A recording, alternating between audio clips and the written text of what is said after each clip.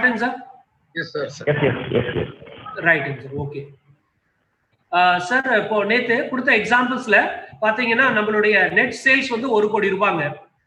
Manufacturing expenditure 60 லட்சம் ரூபாய் பண்றோம்.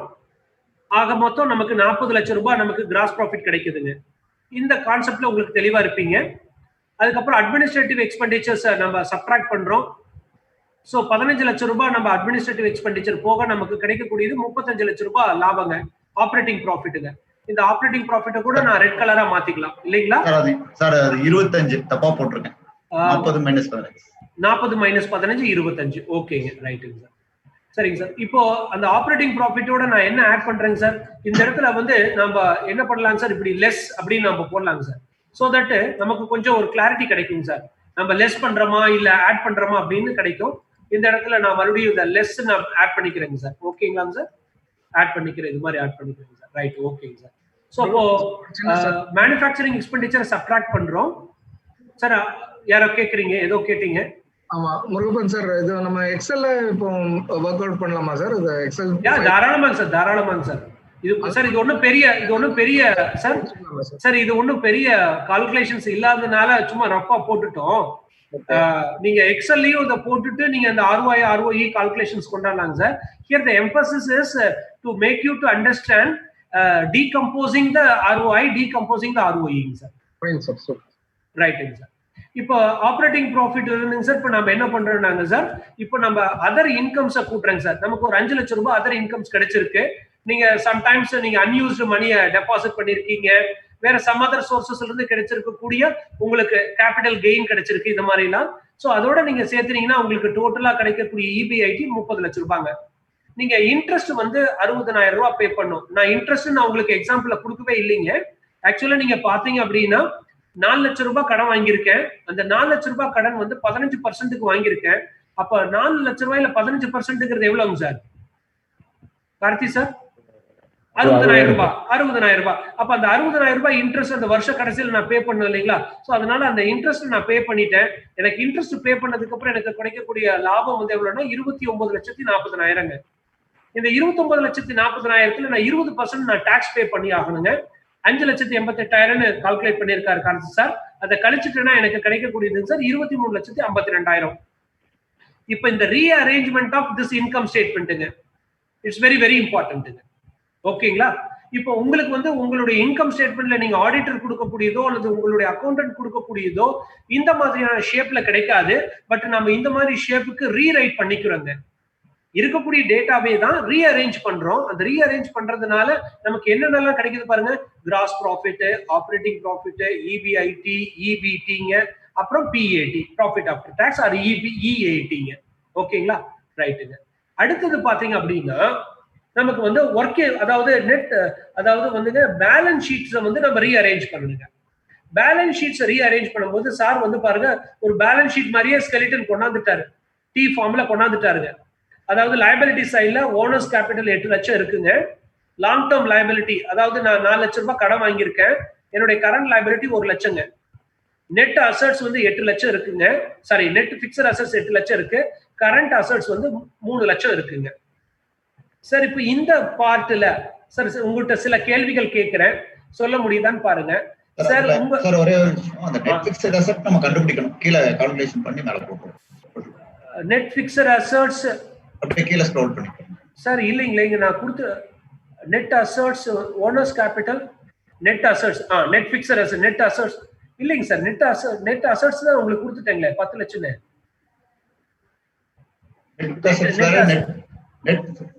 நெட் அசெட் வேற, நெட் பிக்சட் அசெட் வேற. 12 இல்ல சார், மொத்தம் 8 4 12 13ங்க சார். மேல இங்க 10 கண்டுபிடிக்கணும் இல்லைங்களா? நெட் பிக்சட் அசட்ஸ்ங்கிறது வந்து சார் இப்ப டிப்ரேஷன் சார் கீழ போட்டுருக்கேன் பாருங்க. கீழ அப்படியே இன்னும் கொஞ்சம் ஸ்க்ரோல் பண்ணி நீங்க இது மாதிரி போட்டிருக்கீங்களா? ஆமா, இப்படி தான் சார் கண்டுபிடிக்கணும் சார். இல்ல, நான் நெட் பிக்சட் அசட்ஸ்ங்கிறது உங்களுக்கு ஃபைனலா ஒரு அமௌண்ட்டே கொடுத்துட்டேன். 10 லட்சம் எடுத்துட்டீங்கன்னா போதும், அவ்வளவுதாங்க சார் நெட் அசட். சரிங்க சார், ரைட், ஓகே. பட் ஆனா இந்த இடத்துல வந்து இப்போ நீங்க 10 லட்சம் நீங்க உங்க கால்குலேஷன்ஸ் எல்லாம் எப்படி கொண்டாந்துருக்கீங்க சார்? 10 லட்சம் தானே கொண்டாந்துருக்கீங்க. எஸ், நெட் அசெட் வேற நெட் பிக்சட் அசெட் வேற நான் புரிஞ்சுக்கிட்டேன். கரெக்ட் தானே சார்? நெட் அசெட்ங்கிறது வந்து இந்த இடத்துல நீங்க நெட் அசெட்ஸ்ங்கிறது வந்து ஃபிக்ஸ்ட் அசெட்ஸ்னு சொல்லலையா? நான் சொன்னதுல கொஞ்சம் இன்டர்பிரேட் பண்ணி, but I assume that it is a fixed assets. Okay, அதனால தான் டேலி ஆகலைங்க சார். சரிங்க சார், சரிங்க சார், பரவாயில்ல, இருக்கட்டுங்க சார். இப்போ நீங்க அப்படி பாத்தீங்கன்னா இது வந்து 10 லட்சம் இல்லைங்களாங்க சார்? இது வந்து 10 லட்சம் இல்லைங்களா? சரி, இது 10 13 லட்சம் சார்.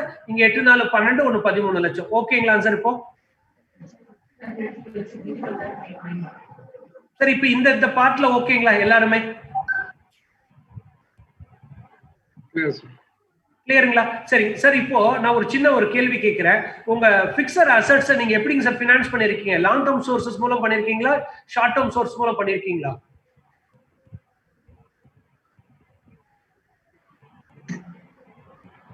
Long term source. சரிங்க சார். உங்க கரண்ட் அசெட்ஸ் எப்படி நீங்க ஃபினான்ஸ் பண்ணிருக்கீங்க சார்? எவ்வளவு current assets long term source மூலம் பண்ணிருக்கீங்க, எவ்வளவு ஷார்ட் டர்ம் சோர்ஸ் மூலம் பண்ணிருக்கீங்க? ஷார்ட் டர்ம் சோர்ஸ் மூலம் 1. சரிங்க சார். லாங் டர்ம் சோர்ஸ் மூலம் 2. சார் கார்த்தி சார் சொன்ன ஆன்சர்ஸ் எல்லாத்துக்குமே அண்டர்ஸ்டாண்ட் ஆகிக்க முடியுதுங்களா? அவர் சொன்ன ஆன்சர்ஸ் வச்சு நீங்க ஏபிள் டு அண்டர்ஸ்டாண்டுங்க?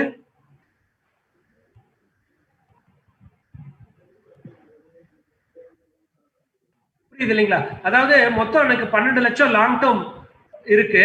அதுல 12 லட்சத்துல 10 லட்சத்தை பிக்சட் அசெட்ஸ்க்கு வாங்குறதுக்கு யூஸ் பண்ணிட்டேன். மீதி 2 லட்சத்தை கரண்ட் அசெட்ஸ்க்காக யூட்டிலைஸ் பண்ணிருக்கேன்.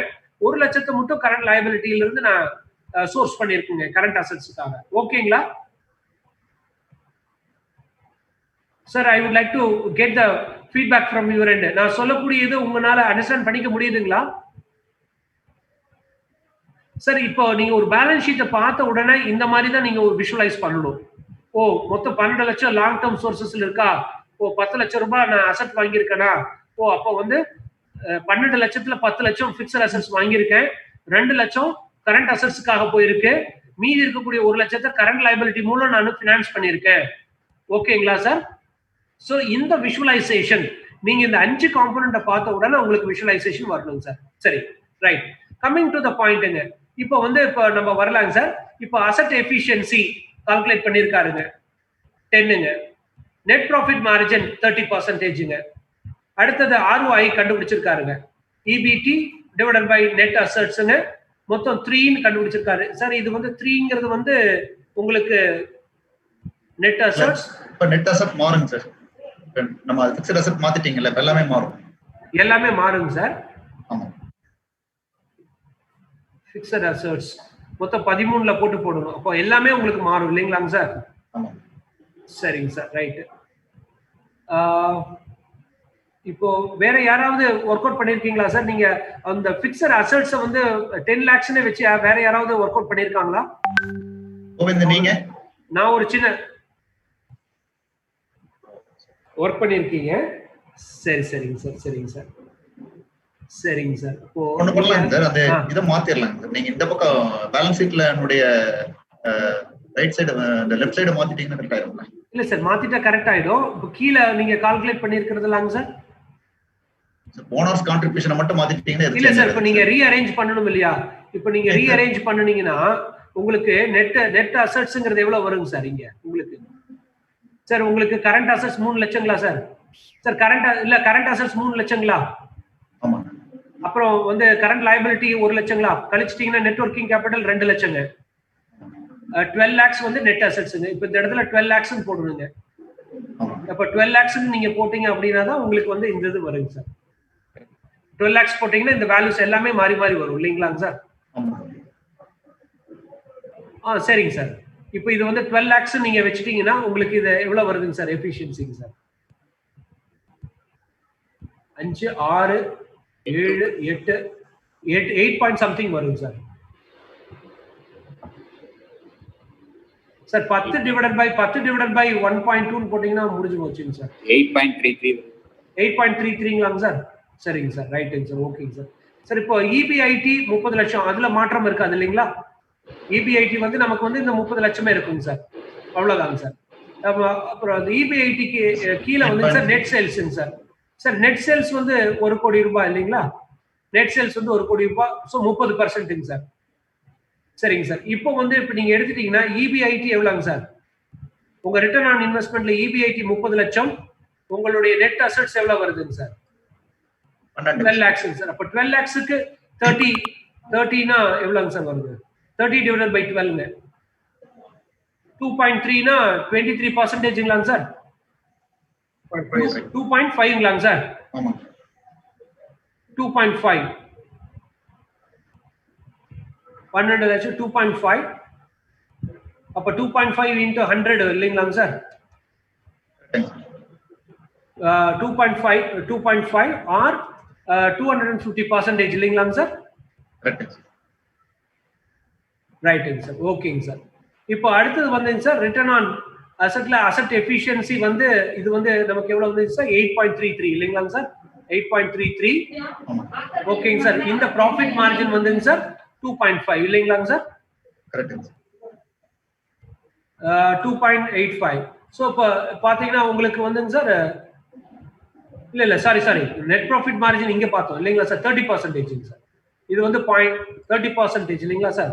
30%ங்கிறது 0.3 சார். 0.3 போட்டா எவ்வளவு வருதுங்க சார்? சேம் தான் 2.5 வரணும் இல்லைங்களாங்க சார்? 2.5 or 250% இல்லைங்களாங்க சார்? கரெக்டுங்க சார். சார் இப்போ வந்து இப்போ நமக்கு இந்த ரிட்டர்ன் ஆன் இன்வெஸ்ட்மெண்ட்ல அப் டு ஃபர்ஸ்ட் லெவல்ல பொறுத்த வரைக்கும் நீங்க உங்களுடைய அசெட்ஸ் வந்து எவ்வளவு தடவை டர்ன் அரவுண்ட் பண்றீங்க சார்? 8.33 டைம்ஸ் டர்ன் அரவுண்ட் பண்றீங்க. ஒவ்வொரு சேல்ஸ்லயும் நீங்க உங்களுக்கு எவ்வளவு ப்ராஃபிட் மார்ஜின் கிடைக்குதுங்க சார்? 30% கிடைக்குது. 0.3 அல்லது 30% கிடைக்குது. அதாவது 100 ரூபாய்க்கு ஒரு பொருள் வித்தீங்கன்னா 30% லாபம் கிடைக்குதுங்க சார்.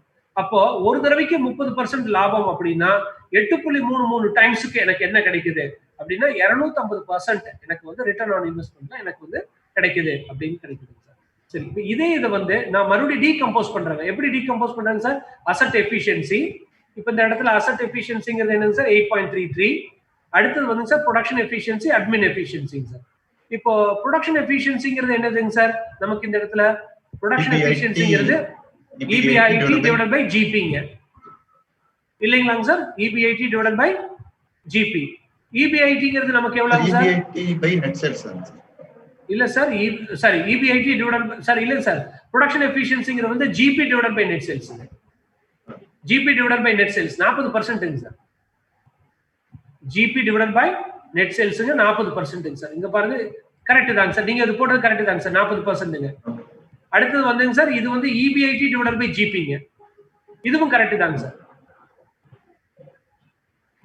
EBIT divided by GPங்க சார். ஓகேங்களாங்க சார்? வேல்யூ மாறுங்க சார். இப்போ வேல்யூ மாறுனீங்கன்னா உங்களுக்கு வந்துங்க சார் 2.5 or 250% இல்லைங்களாங்க சார்? இதை மல்டிப்ளை பண்ணீங்கன்னா உங்களுக்கு இந்த ஆன்சர் கிடைக்குது இல்லைங்களா சார்? எல்லாருமே ஃபாலோ பண்ண முடியுது இல்லைங்களா?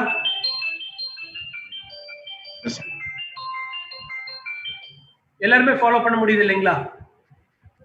சரிங்க சார், ரைட், ஓகேங்க சார், ரைட்டுங்க. ஸோ இப்போ மறுபடியும் சார் இப்போ இதை டீகம்போஸ் பண்றதுனால இங்க பாருங்க, இப்போ நான் என்ன பண்றேங்க சார்? என்னுடைய ஒரு ப்ரொடக்ஷன்ல 1 ரூபாய் சேல்ஸுக்கு 40% கிராஸ் ப்ராஃபிட் எனக்கு கிடைக்குதுங்க. 1 ரூபாய் சேல்ஸுக்கு எனக்கு எவ்வளவு கிடைக்குதுங்க? 40 ரூபாய் எனக்கு சாரி 40 காசு. 100 ரூபாய் சேலுக்கு 40 ரூபாய் எனக்கு கிராஸ் ப்ராஃபிட் கிடைக்குதுங்க. அந்த 40 ரூபாயில 75% எனக்கு வந்து EBIT கிடைச்சிருது. அல்லது 1 ரூபாய் கிராஸ் ப்ராஃபிட்டுக்கு 75 காசு எனக்கு என்ன கிடைக்குதுங்க? எனக்கு EBIT கிடைக்குது. ஓகேங்களா? அதாவது 100 ரூபாய் சேலுக்கு 40 ரூபாய் எனக்கு EBIT கிடைக்குதுங்க. சாரி கிராஸ் ப்ராஃபிட் கிடைக்குது. 100 ரூபாய் சேலுக்கு 40 ரூபாய் கிராஸ் ப்ராஃபிட் எனக்கு கிடைக்குது. அடுத்தது வந்து நான் அட்மின் எஃபிஷியன்சில நான் என்ன சொல்றேன்னாங்க, எனக்கு 100 ரூபாய் எனக்கு வந்து கிடைச்சிச்சுன்னா கிராஸ் ப்ராஃபிட், அதுல 75% எனக்கு வந்து EBIT கிடைக்குது. 75% எனக்கு EBIT எனக்கு வந்து கிடைக்குது அப்படின்னு. அப்போ இந்த 75% இன்னும் மறுபடியும் நான் இன்க்ரீஸ் பண்ண முடியுமா? இந்த 40% என்ன இன்க்ரீஸ் பண்ண முடியுமா? எப்படி நான் இன்க்ரீஸ் பண்ணலாம்? இந்த 8.33 நான் எப்படி இன்க்ரீஸ் பண்ணலாம் அப்படின்னு நான் இப்ப I am starting to visualise. எனக்கு என்னுடைய ப்ரொடக்ஷன் ஏரியால என்னுடைய இம்ப்ரூவ்மெண்ட்டுக்கு உண்டான இனிஷியேட்டிவ்ஸ் நான் எடுக்க முடியுங்க. என்னுடைய அட்மினிஸ்ட்ரேட்டிவ் ஏரியால, அட்மினிஸ்ட்ரேட்டிவ்னா இந்த இடத்துல அட்மின்ங்க, selling, distribution, financial efficiencies.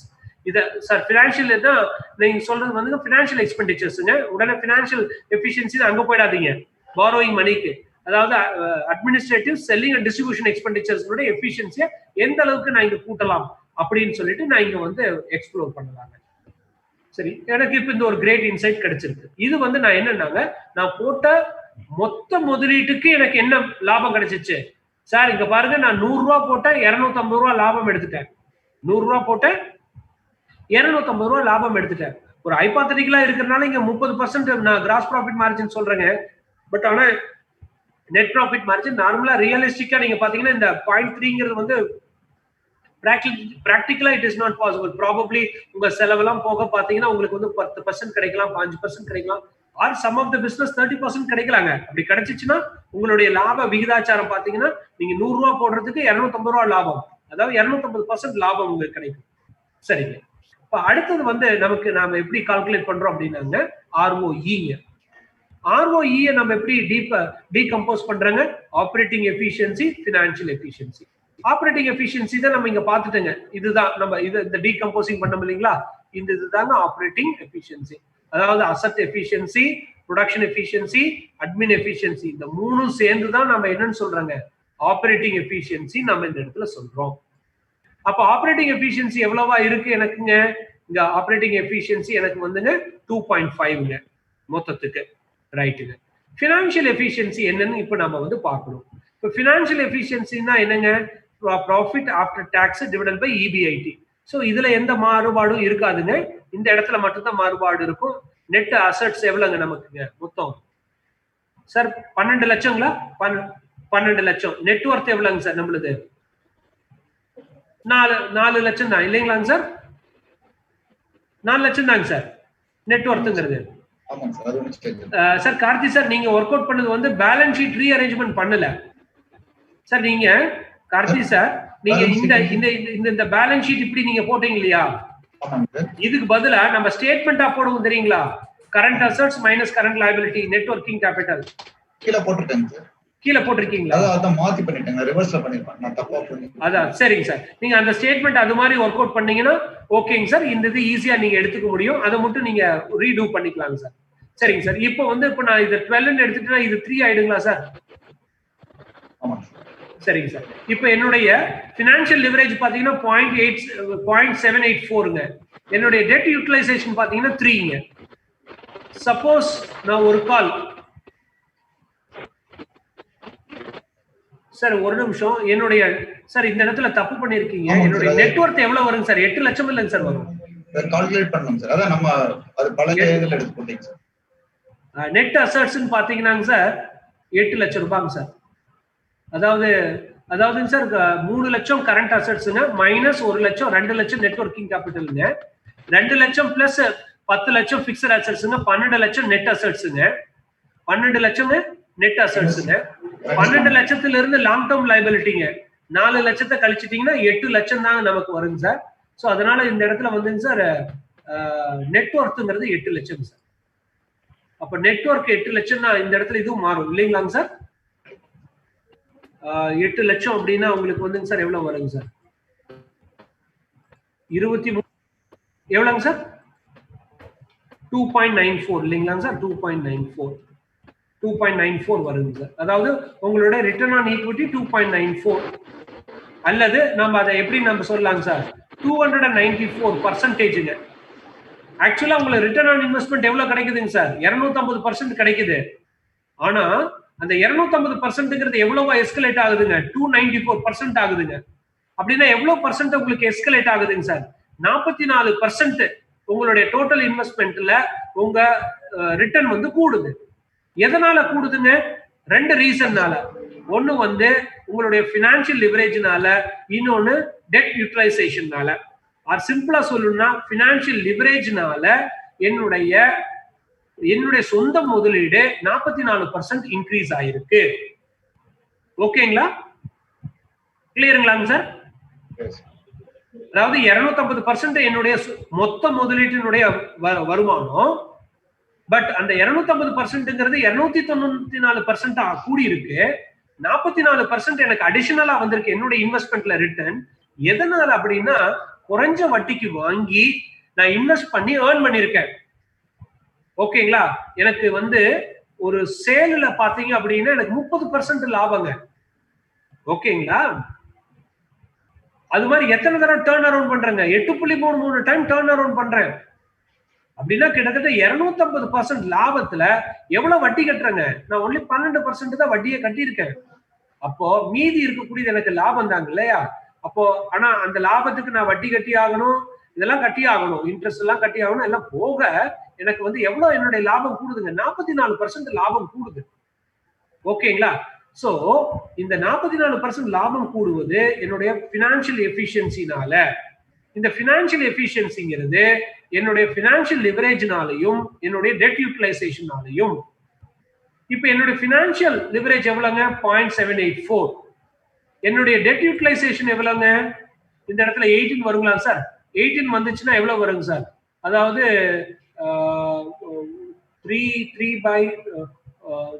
4/2ங்களாங்க sir? இல்ல 3/2ங்களா? 3/2னா 1.5ங்களாங்க சார்? இது 1.5 நாங்க sir. 0.784 multiplied by 1.5 sir.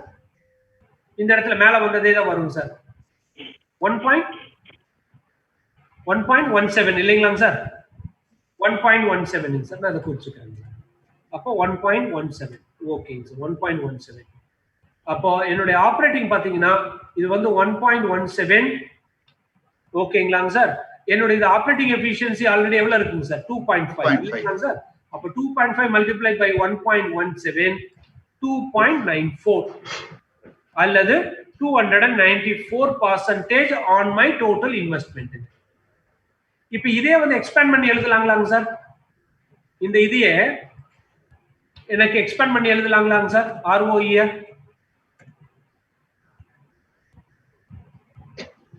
ROE asset எஃபிஷியன்சிங்க, ப்ரொடக்ஷன் எஃபிஷியன்சி, அப்புறங்க அட்மினிஸ்ட்ரேட்டிவ் எஃபிஷியன்சிங்க, அட்மின் எஃபிஷியன்சி, அடுத்தது ஃபினான்ஷியல் லிவரேஜ்ங்க, அடுத்ததுங்க இன்டு டெட் யூட்டிலைசேஷன்ங்க. அப்போ இந்த இடத்துல பாருங்க நான் மறுபடியும் எழுதுறேன். ROE ஈக்குவல் டு என்னுடைய அசெட் எஃபிஷியன்சி என்னங்க சார்? யாராவது எனக்கு கைட் பண்ண முடியுங்களா? இல்லைன்னா சார் ஒரே நிமிஷம் நான் இருங்க சார். வியூவை ஸ்பிளிட் பண்ணிக்கிறேன். ஸ்பிளிட் பண்ணிட்டுனா it's very easy for me also. இந்த இடத்துல வாங்க. இந்த இடத்துல வந்து என்னென்னலாம் வருதுங்க சார் பாருங்க. இப்போ 8.33 multiplied by 0.4 multiplied by 0.75 multiplied by ஓகேங்களாங்க சார்? அடுத்து நமக்கு ரெண்டு காம்போனன்ட் வரணும் இல்லைங்களா? ரெண்டு காம்போனன்ட் என்னங்க சார்? ஃபினான்ஷியல் எஃபிஷியன்சில இதுங்க சார் 0.784 multiplied by 1.5 சார். இப்போ நான் என்ன பண்ணிருக்கேன் பாருங்க, என்னுடைய ரிட்டர்ன் ஆன் ஈக்விட்டியை இதெல்லாம் அப்படி டீகம்போஸ் பண்ணிட்டேங்க. என்னுடைய அசெட்ஸ் வந்து 8.33 டைம் நான் பாருங்க ஃபைனலா நான் இன்டர்பிரேட் பண்றேன் பாருங்க சார். என்னுடைய அசெட்ஸை வந்து நான் ஒரு வருஷத்துல 8.33 டைம்ஸ் நான் ரொட்டேட் பண்ணியிருக்கிறேன். அப்படி ரொட்டேட் பண்றதுனால அப்படி ரொட்டேட் பண்ணி நான் சேல்ஸை அச்சீவ் பண்ணியிருக்கேன். எனக்கு 100 ரூபாய் சேல்ஸ்ல எனக்கு 40% லாபம் கிடைச்சிருக்கு. என்னுடைய கிராஸ் ப்ராஃபிட்ல 75% எனக்கு EBIT கிடைச்சிருக்கு. அப்புறம் இது ரெண்டுமே சேர்த்திக்கலாங்க சார். என்னுடைய இந்த ரிட்டர்ன் ஆன் இன்வெஸ்ட்மெண்ட் விகிதாச்சாரத்தை 1.17 டைமா எனக்கு வந்து இம்ப்ரூவ் பண்ணி கொடுத்திருக்குது என்னுடைய பினான்சியல் எஃபிஷியன்சி. இந்த ரெண்டையும் நான் கிளப் பண்ணி ஒன்னாவே சொல்லிட்டேங்க. அதாவது 1.17 டைம்ஸ் என்னுடைய ரிட்டர்ன் ஆன் இன்வெஸ்ட்மெண்ட் எனக்கு கூட்டி கொடுத்திருக்குது என்னுடைய பினான்சியல் எஃபிஷியன்சி. ஓகேங்களாங்க சார்?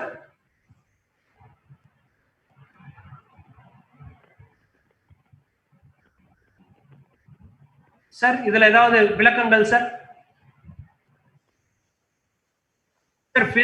சார் ஃபினான்ஷியல் லிவரேஜ்ங்கிறது எப்படின்னா because of utilisation of the interest காம்போனன்ட்டுங்க.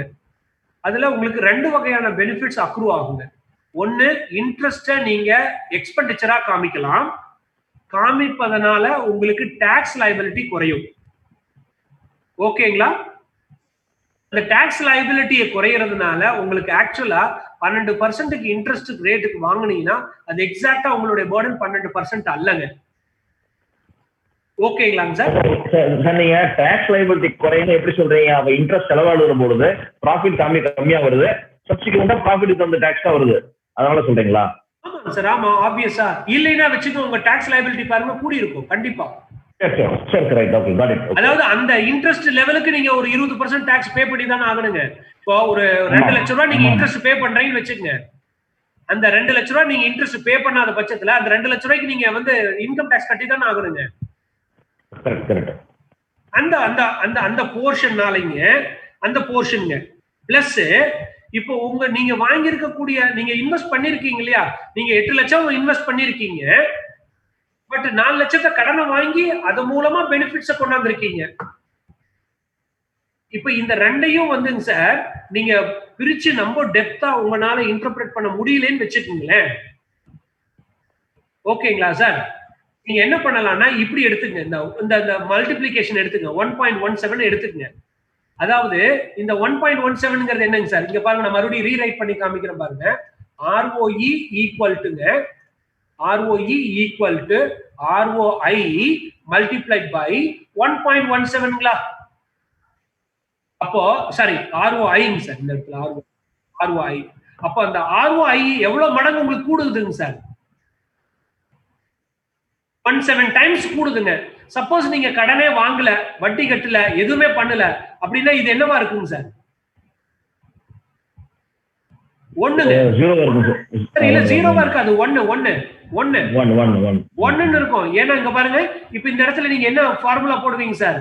Profit after tax divided by sir ஒரு பாயிண்ட் சார், 1.7ல 1 என்ன 0.17 சார்? சார் அத அப்படி நீங்க பிரிச்சு பார்க்க முடியாது, நான் கரெக்டா என்னால சொல்ல முடியல. இப்ப இந்த 0.784ங்கிறது எப்படி நான் இன்டர்பிரேட் பண்றேன் பாருங்க.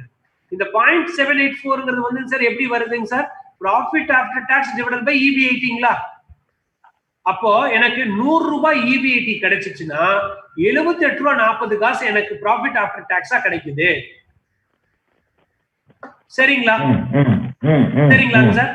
அப்போ இந்த கிடைக்கக்கூடிய விகிதாச்சாரம் நான் டெட் யூஸ் பண்ணும்போது மல்டிபிள் டைம்ஸா கூடும். இப்ப நான் டெட்டை பாருங்க யூஸ் பண்ணிட்டேன் பாருங்க, 12 லட்சம், 8 லட்சம் தான் என் முதலீடு, ஆனா 12 லட்சம், 4 லட்சம் நான் இன்வெஸ்ட் பண்ணிருக்கேன் கடனை வாங்கி. அதனால என்னுடைய இந்த விகிதாச்சாரம் 1.5 மடங்காக கூடும். இன் நெட் ஷெல் என்னுடைய ஓவரால் ரிட்டர்ன் ஆன் இன்வெஸ்ட்மெண்ட் 17% கூடும். அந்த 1.17ங்கிறது ஒண்ணும் இல்லைங்க, 17% கூடும். நீங்க அந்த 250%ல 17% கூட்டி பாருங்களேன், ஆட்டோமேட்டிக்கா 294 வரும். சார் இப்போ ஒரு பாயிண்ட் நீங்க மேல ஒரு ஸ்டெப் 0.784 இருக்குங்க சார். ஆமாங்க சார், இதுங்க சார் 0.784 வந்து நெட், அதாவது sir profit after tax divided by EBIT. அப்போ அதாவதுங்க சார் 100 ரூபாய் உங்களுக்கு EBIT கிடைச்சதுன்னா சார், 100 ரூபாய் EBIT கிடைச்சதுன்னா உங்களுக்கு 78 ரூபாய் 40 காசு உங்களுக்கு ப்ராஃபிட் ஆஃப்டர் டாக்ஸ் கிடைக்குது. அப்போ பாக்கி இருக்கிறது என்ன சார்? இது இன்ட்ரெஸ்ட் டாக்ஸ்ங்களா? ஆமா சார், இன்ட்ரெஸ்ட் இன்கம் டாக்ஸ். அத இன்ட்ரெஸ்ட் இன்கம் டாக்ஸ்ங்க. ஓகே சரி. அந்த மீதி இருக்கக்கூடிய உங்களுக்கு வந்து எவ்வளவு வருதுங்க சார்? 11 ரூபாய் 60 காசுங்கிறது, அல்லது அது 100க்குன்னு வச்சுக்கிட்டீங்கன்னா 11 ரூபாய் 60 காசுங்கிறது உங்க இன்ட்ரெஸ்ட்டுக்கும் உங்களுடைய டாக்ஸுக்கும். சரிங்களாங்க சார்? சரிங்க சார். சரி, சப்போஸ் இப்ப நீங்க வந்து கடனே வாங்கலீங்க சார், கடனே வாங்கலீங்கன்னா ஆக்சுவலா இது கொஞ்சம் கூடுதலா வரும். இப்ப நம்ம கேஸ் எடுத்துக்கலாங்க சார். நம்ம கேஸ்ல எடுத்துட்டீங்கன்னா நம்ம இந்த கேஸே எடுத்துக்கலாங்க சார். இப்படி எடுத்துக்கலாங்களா? இப்ப நான் அங்க வரேங்க சார். இப்ப இந்த இடத்துல நீங்க 60,000 ரூபாய் உங்களுக்கு இன்ட்ரெஸ்டே இல்லைங்க சார். அப்ப 30 லட்சம் ரூபாய்க்கு எவ்வளவு டாக்ஸ் பே பண்ணிருப்பீங்க சார்? 20%. 6 லட்சம் ரூபாய் பே பண்ணிருப்பீங்களா?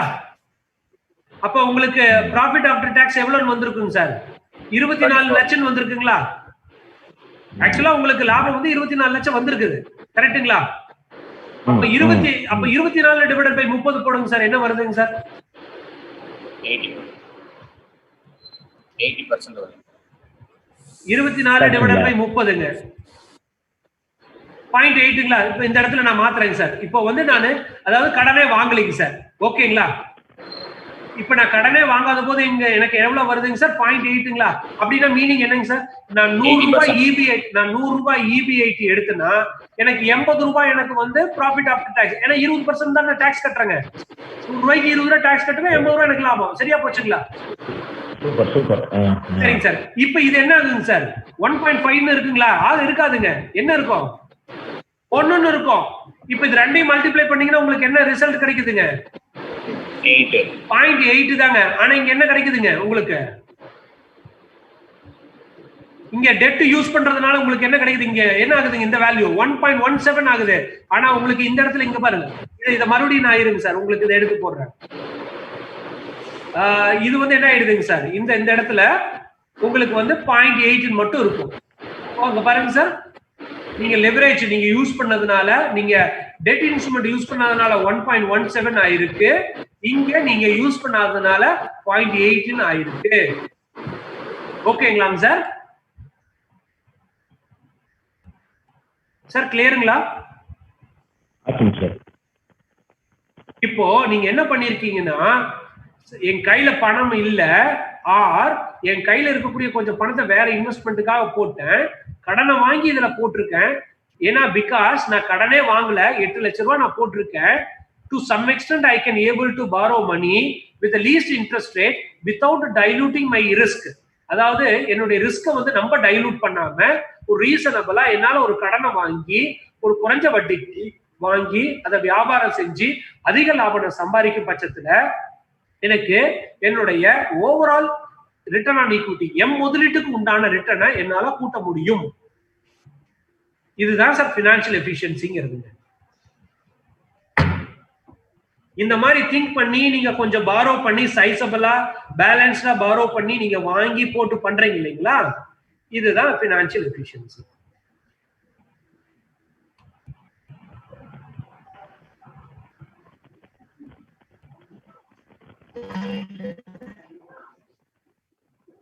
சார் புரிஞ்சுதுங்களா அப்ப இது வந்து நெட் ப்ராஃபிட் பெர்சன்டேஜுக்கும் ரேட் ஆஃப் இன்ட்ரெஸ்டுக்கும் இடையில இருக்கிற வித்தியாசம் தான் இந்த இது மட்டுமே இல்லைங்க சார் அதாவது நெட் ப்ராஃபிட் அதாவது என்னுடைய நெட் ப்ராஃபிட் மார்ஜினுக்கும் அதாவது என்னுடைய ரிட்டர்ன் ஆன் இன்வெஸ்ட்மெண்ட்டுக்கும் நான் கட்டக்கூடிய வட்டிக்கும் உள்ள டிஃபரன்ஸுங்க ஒரு கால் உங்களோட ரிட்டர்ன் ஆன் இன்வெஸ்ட்மெண்ட் 40% வருதுன்னு வச்சுக்கோங்க நீங்க 24% வட்டிக்கு வாங்குறீங்கன்னா ஒர்க் அவுட் ஆகும் ஏன் மீதி 16% உங்களுக்கு மார்ஜின் நிக்குதுங்க சரிங்களாங்க சார் அது மட்டும் இல்ல அந்த 24%ல உங்களுக்கு டாக்ஸ் பெனிஃபிட்டும் கிடைக்குதுங்களா அதனால ரியலாவே உங்களுடைய டாக்ஸ் பர்டன் அதாவது உங்களுடைய இன்ட்ரெஸ்ட் பர்டன்ங்கிறது 24% கிடையாதுங்க சார் கம்மி அதாவது அதை எப்படி சொல்லுவாங்க sir after tax interest rate after tax interest rate நான் சொல்லணுங்க after tax interest rate equal டுங்க நான் என்ன பண்ணணும்னா என்னுடைய இன்ட்ரெஸ்ட நான் எதால மல்டிப்ளை பண்ணணும்னு தெரியுங்களா 1 - t ஆல மல்டிப்ளை பண்ணணும் ஓகேங்களா 1 - t ஒரு உதாரணத்துக்கு 24%க்கு நீங்க வட்டிக்கு வாங்குறீங்க ஆச்சுங்களா உங்களுடைய டாக்ஸ் ரேட் 20%ங்க 0.2ங்க அப்படின்னு எடுத்துட்டீங்கன்னா உங்களுக்கு 24 × 8ங்க 0.8ங்க 24 × 0.8 சார் யாராவது ஒருத்தர் ஹெல்ப் பண்ண முடியுமா எனக்குங்க 24 × 0.8 என்ன வருதுன்னு சொல்லுங்க 1.92 எதுங்க 19.2% தாங்க உங்களுக்கு நெட் எஃபெக்ட்ங்க இது வந்து ஆஃப்டர் டாக்ஸ் இன்ட்ரெஸ்ட் ரேட்டுங்க இதுக்கு பேர் என்னங்க ஆஃப்டர் டாக்ஸ் இன்ட்ரெஸ்ட் ரேட் இதுக்கு பேர் என்ன தெரியுங்களா பிஃபோர் டாக்ஸ் இன்ட்ரெஸ்ட் ரேட் இந்த 24%ங்கிறது பிஃபோர் டாக்ஸ் இன்ட்ரெஸ்ட் ரேட் இது ஆஃப்டர் டாக்ஸ் இன்ட்ரெஸ்ட் ரேட் ரெண்டு வார்த்தைகள் உபயோகப்படுத்துவாங்க சார் நீங்க எல்லாருமே குறிச்சுக்கலாம் நான் சொல்றதை தயவு செய்து குறிச்சுக்குங்க any value divided by 1 - t ங்க any value divided by 1 - t ங்க 1 - t ஈக்குவல் டுங்க பிஃபோர் டாக்ஸ் வேல்யூ ஓகேங்களாங்க சார் நான் இருங்க சார் இதை பெருசு பண்ணிடுறேன் சார் இப்போ விசிபிளா இருக்கு இல்லைங்களா டீங்கிறது என்னங்க சார் டீனா என்ன சொல்றீங்க டீனா டாக்ஸ் ரேட்டுங்க டாக்ஸ் இது வந்து டிவைட் பண்றதுங்க சார். ஓகேங்களாங்க சார்? அதாவது any value multiplied by T 1 minus டீங்க நீங்க கொடுத்தீங்கன்னா ஆஃப்டர் டாக்ஸ் வேல்யூ கிடைக்கும். Any value. அப்ப இந்த இடத்துல இன்ட்ரெஸ்ட் போட்டீங்கன்னா பிஃபோர் டாக்ஸ் இன்ட்ரெஸ்ட் ரேட்டுங்க, இந்த இடத்துல போட்டீங்கன்னா ஆஃப்டர் டாக்ஸ் இன்ட்ரெஸ்ட் ரேட்டுங்க. சப்போஸ் ப்ராஃபிட்டுங்க, ப்ராஃபிட் போட்டீங்கன்னா before tax profit, after tax profit.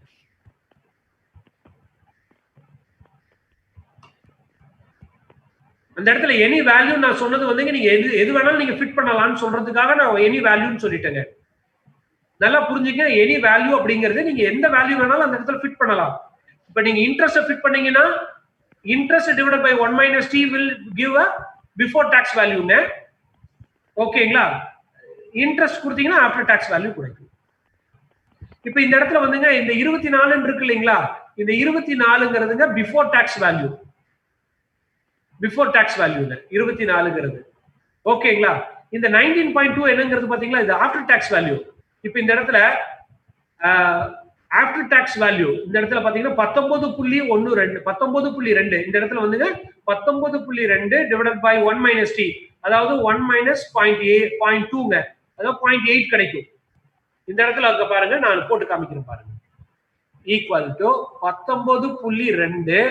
19.2 தான் என்னங்க பர்சன்டேஜ். ஓகேங்களா? பர்சன்டேஜ் டிவைடட் பை 1 மைனஸ் 0.2ங்க போட்டீங்கன்னா உங்களுக்கு என்ன கிடைக்கும்னா 24% கிடைக்கும்.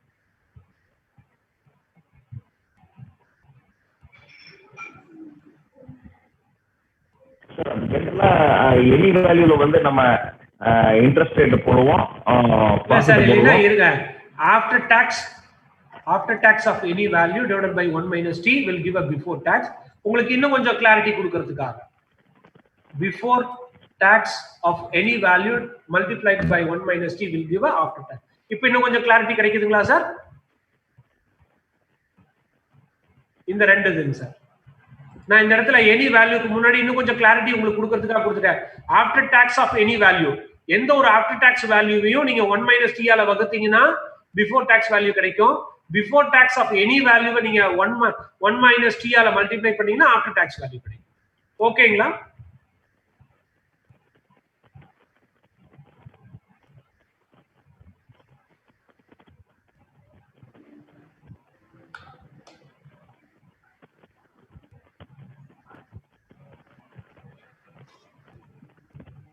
சார் இது இது இது எப்ப யூஸ் பண்ணலாம் சார்? தொழில்ல எப்ப யூஸ் ஆகும் சார்? சார் நீங்க இப்போ நீங்க ஒரு உதாரணத்துக்கு பேங்க்ல சொல்றாரு சார் மொத்தம் 14% வட்டிங்க அப்படின்னு கேட்கிறாரு. இப்போ நீங்க உடனே உங்க இன்கம் டாக்ஸ் ஸ்லாப் உங்களுக்கு தெரியுது. நீங்க எப்படி பார்க்கணும்னா ஆஃப்டர் டாக்ஸ் எனக்கு என்ன பர்டன் இல்லைங்களா, அதான பார்க்கணும். நீங்க ஆக்சுவலா இந்த 24% வச்சுட்டு நான் என்னைக்குமே முடிவு எடுக்க கூடாது. நான் இதை வச்சுட்டு தான் முடிவு எடுக்கணும். 19.2% வச்சுட்டு, அதாவது சார் இது நான் சொல்றது வந்து ரூல் ஆஃப் தம்பா எடுத்துக்காதீங்க. சில இடத்துல பிஃபோர் டாக்ஸ் வேணும், சில இடத்துல ஆஃப்டர் டாக்ஸ் வேணும். அந்த கான்டெஸ்டுக்கு தேவைப்படும் பட்சத்தில் பிஃபோர் டாக்ஸ் யூஸ் பண்ணும், கான்டெஸ்டுக்கு தேவைப்படும் பட்சத்தில் ஆஃப்டர் டாக்ஸ் தேவைப்படும். இது எப்பனா வாங்கின அந்த வருஷத்துக்குள்ளேயே லாபம் வர மாதிரி இருந்தா இல்ல சார், இல்ல அப்படி இல்ல. இப்போ நீங்க ஒரு உதாரணத்துக்கு வந்துங்க சார், ரெண்டு வேல்யூ நீங்க கம்பேர் பண்றீங்க. ஒரு வேல்யூ பிஃபோர் டாக்ஸ், இன்னொரு வேல்யூ ஆஃப்டர் டாக்ஸ் வச்சுக்கோங்க. அப்ப ரெண்டையும் கம்பேர் பண்ணலாங்களா? இமேஜின் பண்ணீங்க, எக்ஸ் ஒய் ரெண்டு வேல்யூ கம்பேர் பண்றீங்க சார்.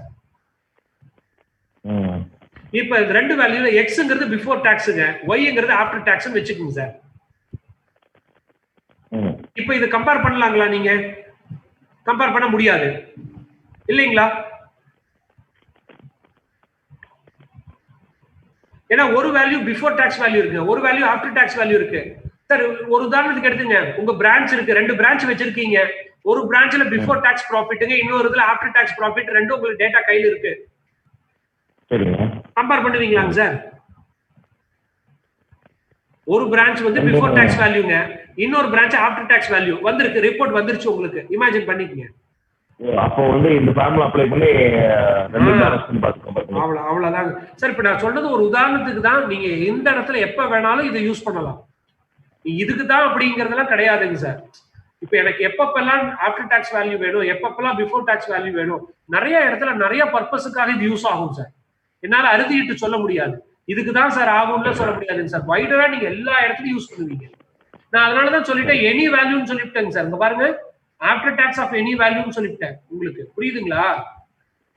நீங்க ப்ராஃபிட்டா இருக்கலாம் அல்லது சேல்ஸ் ஆஃப்டர் சேல், அதாவது பிஃபோர் டாக்ஸ் சேல்ஸ் என்ன, கிராஸ் சேல்ஸ், நெட் சேல்ஸ் சொல்றீங்க இல்லைங்களா, அதுக்கு இது யூஸ் ஆகும் சார். அப்ப இந்த டீங்கிறது இன்கம் டாக்ஸ் அவ்வளவுதான் சார். நீங்க இப்ப இந்த இடத்துல டீங்கிறது இன்கம் டாக்ஸ்ங்க சார். சப்போஸ் ஜிஎஸ்டினா ஜிஎஸ்டி வச்சுக்கோங்க, அவ்வளவுதான். அதே அப்ளிகபிள், அப்படியே அப்ளிகபிள் ஆகும் சார். டாக்ஸ்ங்கிறது இந்த இடத்துல பொதுவா நான் சொல்லிட்டேன், அது இன்கம் டாக்ஸாவும் இருக்கலாம், அது ஜிஎஸ்டியாவும் இன்டைரக்ட் டாக்ஸஸாவும் இருக்கலாங்க. அந்த கான்டெக்ஸ்டுக்கு தகுந்த மாதிரி நீங்க யூஸ் பண்ணிக்கணும். சார் இப்போ சார் இப்போ வந்து இன்க்ளூடிங் டாக்ஸ் வந்து 168 ரூபான்னு ஒருத்தர் சொல்றாருங்க சார். இப்படி சொல்றீங்க. அப்ப வந்து எனக்கு பிஃபோர் டாக்ஸ் எனக்கு என்ன செல்லிங் பிரைஸ், எனக்கு கூட்ஸ் பர்ச்சேஸ் பிரைஸ் உங்களுக்கு வேணும்னா நீங்க இது போட்டீங்கன்னா கிடைக்கும். புரியுதுங்களா சார்? ஒரு சேல்ஸ் நீங்க சொல்றீங்க சார், உங்களோட இதுலயே சொல்றேன், நீங்க வந்து ஒரு தந்தூரி ஐட்டம் வந்து 107 ரூபாய் 80 காசு நீங்க சொல்றீங்க, இன்க்ளூடிங் ஜிஎஸ்டின்னு சொல்லிடுறீங்க. ஜிஎஸ்டி வந்து 10% வச்சுக்கோங்க. ஜிஎஸ்டி இல்லாம அந்த இதனுடைய செல்லிங் பிரைஸ் என்னப்பா அப்படின்னு நான் பாக்குறதுக்கு including GST price divided by 1 - t போட்டீங்கன்னா உங்களுக்கு பிஃபோர் பிரைஸ் வந்துரும் சார், பிஃபோர் டாக்ஸ் பிரைஸ் வந்துரும். ஓஹோ, இத வச்சு அந்த ரவுண்ட் ஆஃப் பிரைஸ் முடிவு பண்ணிக்கிறாங்க. ஓகே, இது வந்து பேக் அவுட் பண்ணிக்கிறாங்க டாக்ஸ் அமௌண்ட். ஆமாங்க சார், ஆமாமா. இது நீங்க நிறைய இடத்துல யூஸ் பண்ண வேண்டியது இருக்கும் சார். இந்த கிளாரிட்டி வந்து நார்மலா எல்லாத்துக்கும் இருக்கணும். ஆஸ் a business people வந்து எல்லாத்துக்கும் இருக்கணும். டக்குன்னு போட்டு பார்க்கிறதுக்கு இந்த கிளாரிட்டி கண்டிப்பா இருக்கணும் சார். சொல்லுங்க சார். ஒரு சில அக்கேஷன்ல இது மாதிரி யூஸ் பண்றாங்க. பாத்தீங்கன்னா நம்ம ஒரு சில ஃபார்ம்ல வந்து அசட்டே தேவை இருக்காது. அவங்க வந்து இந்த பினான்சியல் இந்த லிவரேஜ்க்காக வந்து பாத்தீங்கன்னா ஒரு கார் வாங்குறது இதெல்லாம் பண்றாங்க. பிளஸ் வந்து பாத்தீங்கன்னா சார் அது இல்ல சார், தப்பு பண்ணாதீங்க சார். ஒரு நிமிஷம் சார். நான் கடன் வாங்கணுமே அப்படிங்கிறதுக்கு வாங்குனீங்கன்னா அப்ப ஆனந்தகுமார் சார் சொன்ன மாதிரி நான் பர்ஃபார்மிங் அசெட் ஆயிடும் சார். நீங்க ஒரு கடனை வாங்கி ஒரு சொத்தை வாங்குனீங்கன்னா அந்த அளவுக்கு ப்ரொபோர்ஷனேட்டா சேல்ஸ் கொண்டாடணும். சேல்ஸ் கொண்டாடுனீங்கன்னா ஒரு சிலர்லாம் இந்த மாதிரி நம்ம காரோட டெப்ரிசியேஷனும் சார் இல்ல அது எதுக்கு தெரியுங்களா சார்? அது வந்து ஒரு பர்பஸ் வந்து நீங்க கம்பெனி வந்து கார் வந்து கம்பெனி நேம்ல வாங்குனீங்கன்னா எக்ஸ்பெண்டிச்சர் ரைட் ஆஃப் பண்ணலாம். ஓகேங்களா? ஓகே, ரைட்டுங்க. அது ஒரு பர்பஸ், ரைட்டுங்க. அந்த கார் மூலம் உண்மையாலுமே உங்களுக்கு உங்க சேல்ஸ் கூடலன்னு வச்சுக்கோங்க, கண்டிப்பா உங்க ROI குறையும், உங்க ROE குறையும். இப்படி எடுத்துங்க சார். இன்னொரு ஒகேஷன் சொல்றேன். எனக்கு வந்து ஸ்டாஃப் ஒரு 5 பேர் இருக்காங்க. அவங்க 5 பேர் வந்து அவங்க ஒரு பைக்கோ காரோ வாங்கணும். நான் வந்து கம்பெனி பேர்ல வாங்கி கொடுத்துறேன். நான் ஒரு 7-8 வருஷம் கழிச்சு அவங்க பேருக்கு மாத்தி. Is it right way sir? அது எதா இருந்தாலுமே இப்போ நீங்க அந்த சார் ஒரு நிமிஷம் உங்க கம்பெனி பேர்ல கடனை வாங்கி ஒரு சொத்தை வாங்குறீங்க. ஓகே, உங்களுடைய நெட் அசெட் கூடிடுதுங்களா? கூடுதுங்க சார். உங்களுடைய அப்போ வந்து நெட் அசெட் கூடிருச்சுன்னா உங்களுக்கு அந்த அளவுக்கு சேல்ஸ் கூடணுமா கூடாதுங்களா? கூடணும், ஆனா கூடுறது இல்ல. அப்ப ஆப்வியஸா உங்க ரிட்டர்ன் ஆன் இன்வெஸ்ட்மென்ட் குறைஞ்சு போயிடும். I am not going to repay இல்லையா? only staff only going to repay. Repay நீங்க பண்ணல சார். நீங்க ரீபே பண்ணல, ரைட்? ஓகே, உங்களுக்கு இன்ட்ரெஸ்ட் பெனிஃபிட் கிடைக்குது. இதெல்லாம் ஒரு செட் ஆஃப் பெனிஃபிட். அந்த ஒரு செட் ஆஃப் பெனிஃபிட்ல நீங்க எதை சாக்ரிஃபைஸ் பண்றீங்க சார்? உங்களுடைய ரிட்டர்ன் ஆன் இன்வெஸ்ட்மெண்ட் நீங்க சாக்ரிஃபைஸ் பண்றீங்க. அதாவது இது எப்படினாங்க சார், நீங்க சோல் ப்ரொப்ரைட்டர்ஷிப்பா இருந்தா ரிட்டர்ன் ஆன் இன்வெஸ்ட்மெண்ட் 14 இருந்தா என்ன, 18 இருந்தா என்ன, 100 த டேபிள் உங்களுக்கு லாபம் கிடைச்சா என்ன, எதை பத்தியும் உங்களுக்கு பிரச்சனை கிடையாது. அதே நீங்க ஒரு பப்ளிக் லிமிடெட் கம்பெனியா இருந்து நீங்க இந்த மாதிரி ஒரு டிசிஷன் எடுத்தீங்கன்னா உங்க ROI குறைஞ்சிச்சுன்னா, உங்களுடைய ரேட்டிங் குறைஞ்சிச்சுன்னா உங்க ஷேர் பிரைஸ் ஆப்வியஸா குறையும். Okay, I understand. ஆனா பார்த்தா எனக்கு வந்து வெளிய நீங்க பாக்குறவங்களுக்கு வந்து பாத்தீங்கன்னா ரிட்டர்ன் ஆன் இன்வெஸ்ட்மென்ட் சார் அது விட்டுருங்க. சரி, இப்படி எடுத்துக்கங்க. நீங்க உங்க இண்டிவிஜுவலாவே எடுத்துக்கங்க.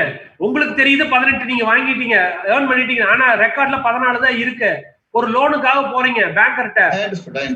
என்ன சார், நீங்க எல்லாருமே 18% வச்சிருக்காங்க, நீங்க 14 தான் வச்சிருக்கீங்க. உங்களுக்கு அவ்வளவுதான் கெப்பாசிட்டியா? அப்ப உங்க பாரோயிங் பவர் மறுபடியும் அடிபட்டு போகுது, ROI குறைய குறைய. வர்ற பெனிஃபிட் பேப்பர்ல இருக்காது.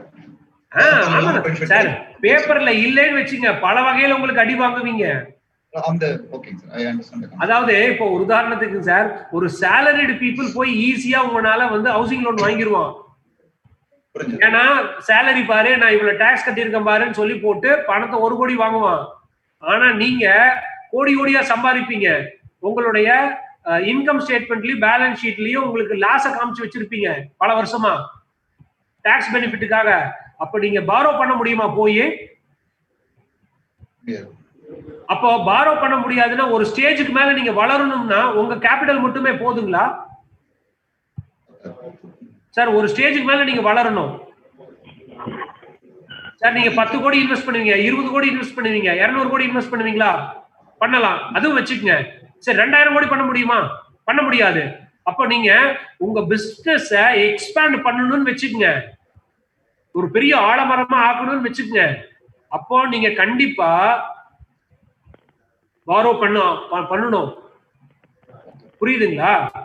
நீங்க கண்டிப்பா ஷேர் மார்க்கெட்டுக்கு போகணும். நீங்க கண்டிப்பா ஷேர்ஸை மொபிலைஸ் பண்ணணும். உங்களுடைய பார்ட்னர்ஷிப் ஃபார்மை பிரைவேட் லிமிடெடா கன்வெர்ட் பண்ணணும், பிரைவேட் லிமிடெடா பப்ளிக் லிமிடெடா கன்வெர்ட் பண்ணணும். இது எல்லாத்துக்குமே உங்க ரெக்கார்ட்ஸ் பேசணும், உங்களுடைய இதெல்லாம் பேசணும் சார். அப்படி எல்லாம் இல்லை அப்படின்னா குண்டி சட்டியில் குதிரை ஓட்டலாம். எப்படின்னா சார் இங்க பாருங்க, நான் எனக்குள்ளார வச்சுக்குவேன், இதுதான் வளர முடியாது. ஐ காண்ட் க்ரோங்க. ரெண்டாவது, நீங்க இந்த மாதிரியான மேனிபுலேஷன் பண்ண இந்த மாதிரியாகலாம் கொண்டு வரும் பட்சத்தில் உங்களுக்கு என்ன ஆகும் அப்படின்னா இப்போ under the table or black money அப்படின்னா ஒரு பொறுப்பை ஒருத்தருக்கு நீங்க ஒப்படைக்க முடியாது. ஏன்னா ஒருத்தர் நம்பி ஒப்படைச்சுன்னா அந்த பிசினஸ் அவர் ரன் பண்ணிட்டு வரும்போது ஏதாவது ஒரு பிரச்சனையில அவர் வெளியே போயிட்டாருன்னா எனக்கு இன்கம் டாக்ஸ்க்கு போட்டு கொடுத்துருவாரு அப்படின்னு உங்களுக்கு நம்ப தகுந்த பீப்புளை தான் நீங்க அந்த இடத்துல கல்லால உட்கார வைப்பீங்களே தவிர வேற யாரையுமே நீங்க உட்கார வைக்க மாட்டீங்க. அப்ப நிறைய பீப்புளை டிப்ளாய் பண்ணலீங்கன்னா உங்க பிசினஸ் எப்படி நீங்க க்ரோ பண்ணுவீங்க? அப்ப டாக்ஸ் பே பண்றது ஒரு வகையில உங்களை க்ரோ தான் பண்ண வைக்குமே தவிர உங்களை என்னைக்கும் புல் டவுன் பண்ண வைக்காது. நீங்க இந்த கான்செப்ட்ஸ் இன்னும் கொஞ்சம் புரிஞ்சுக்கணும் அப்படின்னா கவின்கர் ரங்கநாதனுடைய அந்த உன்னால் முடியும் நான் சொன்னேன் இல்லைங்களா, அந்த ஒரு அந்த ஒரு உன்னால் முடியுங்கிற அந்த ஒரு இதை கொஞ்சம் பாருங்க, உங்களுக்கு ஒரு இன்சைட் கிடைக்கும்.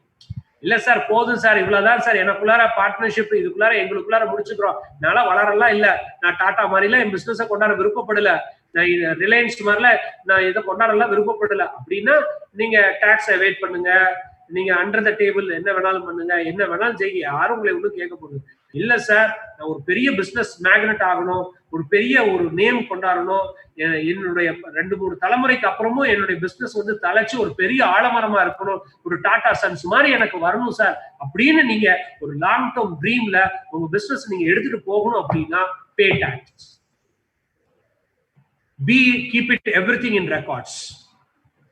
ரெக்கார்ட்ஸ்ல வச்சிருக்கிறது இன்னொரு பெனிஃபிட்ஸ் உங்களுக்கு, அப்பதான் இந்த இன்சைட்ஸ் எல்லாம் கிடைக்கும். அண்டர் த டேபிள் பண்ணிட்டே இருந்தீங்கன்னா எல்லாம் புதுப்புள்ளி சீட்ல இருக்கும், இந்த இன்சைட்ஸ் எதுவுமே கிடைக்காது. நம்மளுக்கு ஒழுங்கா போயிட்டு இருக்கா, போகலையா, வியாபாரம் கூடுதா குறையிலையா, ஒன்னும் உங்களால டிசைட் பண்ண முடியாது. இன்னொரு பெஸ்ட் எக்ஸாம்பிள் சொல்லணும்னா நம்மளுடைய ஈரோட்ல எடுத்துட்டீங்கன்னா SK, he is the highest taxpayer. They are growing. Yes, they are going public. TIC டிக் இன்வெஸ்ட் பண்ணிருக்காங்க அவங்க எக் ஃபேக்டரியில இனிஷியலா, அப்புறம் மறுபடியும் ஸ்ட்ரகிள் பண்றாங்க, growth கொஞ்சம் கம்மியாகுது, எச் ஆகுது, ஓகே, அதெல்லாமே நம்மளுடைய எஃபிஷியன்சி பொறுத்துங்க அதெல்லாம். பட் அடுத்த லெவலுக்கு நம்ம போகணும்னா இதெல்லாம் வரும்.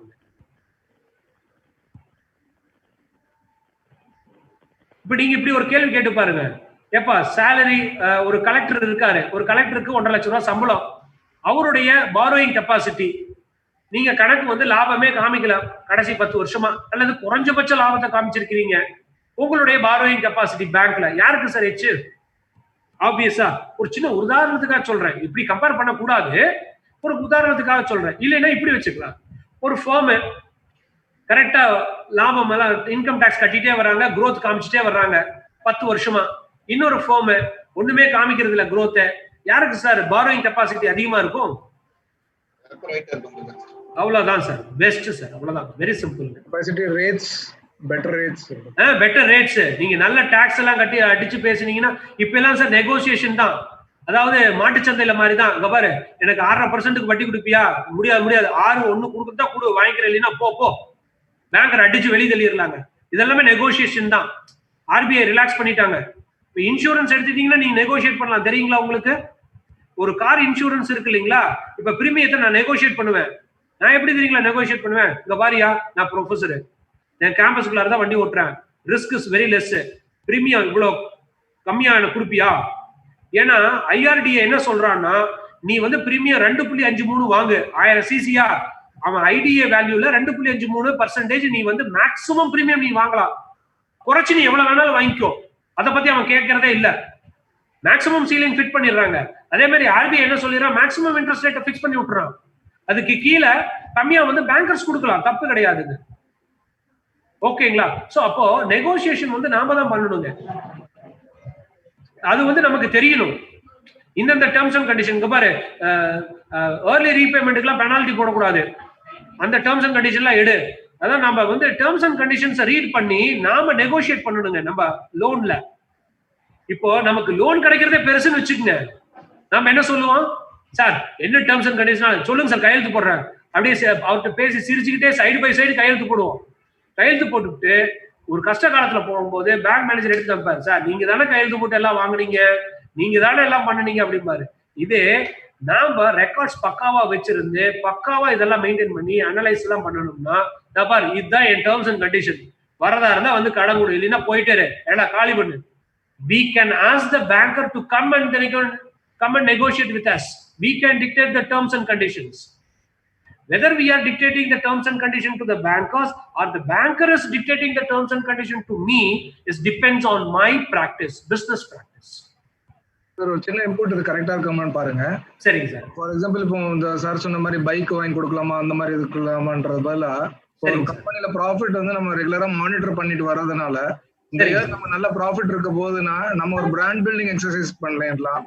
இல்ல நம்ம சார் தாராளமா இப்போ அவர் சொன்னார் இல்லைங்களா, அவர் சொன்னதுக்கு ஒரு பிளைண்டா நான் என்ன அடிச்சு விட்டுட்டேன், உங்க சேல்ஸ கூட்டாது, அப்ப கூட்டலினா எப்படி நான் சொல்லிட்டேன். நான் மறுபடியும் இந்த ஆர்குமெண்ட் பாருங்க எப்படி கொண்டாடுறேன் சார். பிராண்ட் பில்டிங் எக்ஸசைஸ்க்காக ஓகேங்களா, என்னுடைய எம்ப்ளாயிஸ்க்கு ஒரு கமிட்மெண்ட்டை கிரியேட் பண்றதுக்காக நான் ஒரு ஃபண்ட் செட் அசைட் பண்ணி அவங்க வெஹிக்கிள்ஸ் வாங்குறதுக்கு நான் லோன் அசிஸ்ட் பண்ணி என்னுடைய கம்பெனிலேயே நான் அந்த பெனிஃபிட்ஸும் எடுத்துக்கிட்டு, because of that particular impact, because of the attachment of the employee, என்னுடைய சேல்ஸ் என்னால கூட்ட முடியும். கொண்டாடுறீங்க, ஒரு கல்லில் 2 மாங்காய் சார். இப்படி எல்லாம் கொடுக்கறதுனால எந்த பிராண்ட் பில்டிங் எக்ஸசைஸ் எனக்கு வராது, என்னால கமிட்மெண்ட்ஸ் எல்லாம் கொடுக்க முடியாது, இதெல்லாம் இப்படி எல்லாம் இருக்குது, சேல்ஸ் கூடாது, இந்த ஒரு பெனிஃபிட்ஸ் மட்டும்தான் இருக்கு, இந்த மாதிரி எல்லாம் இருக்கும் பட்சத்தில் நீங்க you can think of. Sir நான் எது சொல்றதுமே பிளைண்டா நீங்க அப்படியே ரூல் ஆஃப் தம்ப் எடுத்துக்காதீங்க, நிறைய குவாலிட்டேட்டிவ் ஆஸ்பெக்ட்ஸ் இருக்கிறது. இப்ப நம்ம சொல்றதுன்னா இந்த நம்பரை மட்டும் வச்சுட்டே பிளே பண்ணக்கூடாதுங்க சார். சார் ஒரு கஷ்ட காலம் இருக்கு, நீங்க உங்க பிராண்ட் உங்களுடைய இதை நீங்க சஸ்டைன் பண்ணி ஆகணும். Even I am ready to in her a loss நீங்க முடிவெடுத்து போலாம். That exercise will give a great reward for a longer period of time. So அதனால தயவு செய்து இந்த நம்பர்ஸை மட்டும் வச்சுக்கிட்டு நான் எல்லா முடிவும் எடுக்கணும்னா it's equal to commit to suicide. Yes, this is a helping figures that it will help me to assist to take the decision along with so many other qualitative aspects. Okay. ஏன்னா உங்க பிசினஸ்னுடைய cracks உங்களுக்கு தான் தெரியும், நெளிவு சுழிவுகள் உங்களுக்கு தான் தெரியும். Sir இந்த நம்பரை நீங்க இப்படி பிடிக்கணும்னு சொல்றதுக்காக பிடிச்சுக்கிட்டே ஓட முடியுங்களா சார்? இல்லைங்களா? அப்படி இல்லை. அதாவது we have to apply our common sense. அதாவது இது இப்படி இம்பாக்ட் ஆகும் பாரு, இதெல்லாம் இப்படி இருக்கு, சரி இது சேல்ஸ் கூட்டுமா, என்னென்ன மாதிரி இது அப்படிங்கறதெல்லாம் லாங் டேர்ம்ல அப்ப நமக்கு பார்க்கணும் சார். லாங் டேர்ம்ல நிறைய, அதுக்குதான் இன்னொன்னு சொன்னேன் சார், சொல்லும் போது கூட நான் ஒரு வேர்டு சொன்னேன், behavioural finance. The behavioral finance is also has to be dealt along with this particular analysis. நீங்க வேற இதை மட்டும் எடுக்க கூடாதுங்க சார், குவாலிட்டேட்டிவ் ஆஸ்பெக்ட்ஸும் எடுக்கணும். மோகன் சார் இன்னொன்னு சொல்லிடுறேங்க சார், நேற்று இன்னொரு வேர்டு நீங்க சொன்னீங்க சார், இந்த 5 தரவா இருந்தா அவன் எல்லாம் தாரக மந்திரம் வந்துருமான்னு கேட்டீங்க சார். சத்தியமா வராது. இந்த சொல்லி கொடுக்குற இந்த கான்செப்டுக்கு மட்டும் வரும். There are so many other things you have to learn and you have to implement in your பிசினஸ்ங்க. நல்லா தயவு செய்து புரிஞ்சுங்க. ஒரு சேல்ஸ்ங்கிறதுல வந்துங்க சார் வெறும் இந்த நம்பர்ஸை மட்டும் வச்சுட்டு நம்ம ப்ளே பண்ணவே முடியாதுங்க சார். இது வந்து என்னன்னா எனக்கு ஒரு இன்சைட்டை கொடுக்கும். ஒரு டிசிஷன்ல என்னென்ன மாதிரியான இம்பாக்ட் எல்லாம் ஆகும்னு எனக்கு ஒரு கொடுக்கும் சார். அலாங் வித் குவாலிட்டேட்டிவ், உங்களுடைய குவாலிட்டேட்டிவான இன்ஃபர்மேஷன்ஸையும் நீங்க எடுத்து பிளெண்ட் பண்ணி சரியான முடிவுகளை நீங்க எடுக்கணுங்க. அது நீங்க தான் பண்ண முடியும், நான் பண்ணவே முடியாதுங்க. Any consultant can do. Any consultant can pin point. பாருங்க, உங்களுக்கு டர்ன் ஓவர் குறைஞ்சிருக்கு, கூடியிருக்கு, இப்படிலாம் சொல்லலாமே தவிர அவர்னால ரியலாவே உங்களோட டைவ் பண்ணி உங்க பிசினஸ்ல ஸ்விம் பண்ண முடியாது. நீங்க தான் ஸ்விம் பண்ணி ஆகணும். அவர் வந்து என்ன சொல்லி கொடுப்பாருன்னா, இங்க பாருங்க, காலை கையை ஆட்டிக்கிட்டே இருக்கணும், காலை கையை ஆட்டாம விட்டுறாதீங்க, பாருங்க கையெடுத்து போடுங்க, கால் அடிங்க, பாருங்க மூச்சு தம் கட்டி வாங்க, குயிக்கா வாங்க, வந்துட்டு வாங்க வாங்க வாங்க மேல வாங்க அப்படின்னு சொல்லி ஒரு கைடன்ஸ் தான் உங்களுக்கு கொடுக்க முடியுமே தவிர ரியலா ஸ்விம் பண்றது நீங்க தான் டைவ் பண்ணி ஆகணும், நீங்க தான் ஸ்விம் பண்ணி ஆகணும். இந்த எஃபர்ட்ஸ் எல்லாம் எதுக்காகனாங்க சார், உங்களுக்கு ஒரு கிரேட் இன்சைட் வரணும். நீங்க பார்க்கக்கூடிய கோணங்கள் இந்த கோணத்துல பார்க்கணும். உங்க குவாலிட்டேட்டிவ் ஆஸ்பெக்ட்ஸ் இதோட நீங்க பிளெண்ட் பண்ணி கொண்டாடணும் அப்படின்றதுக்காக தான் சார்.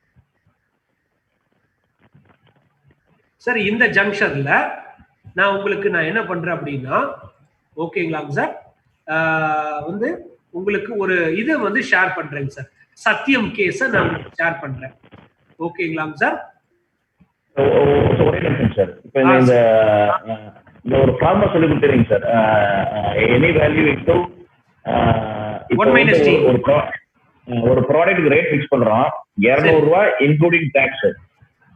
சார் ஒரு நிமிஷம் இருங்க சார், ஒரு நிமிஷம் இருங்க, நான் போட்டே காமிக்கிறேன் உங்களுக்கு.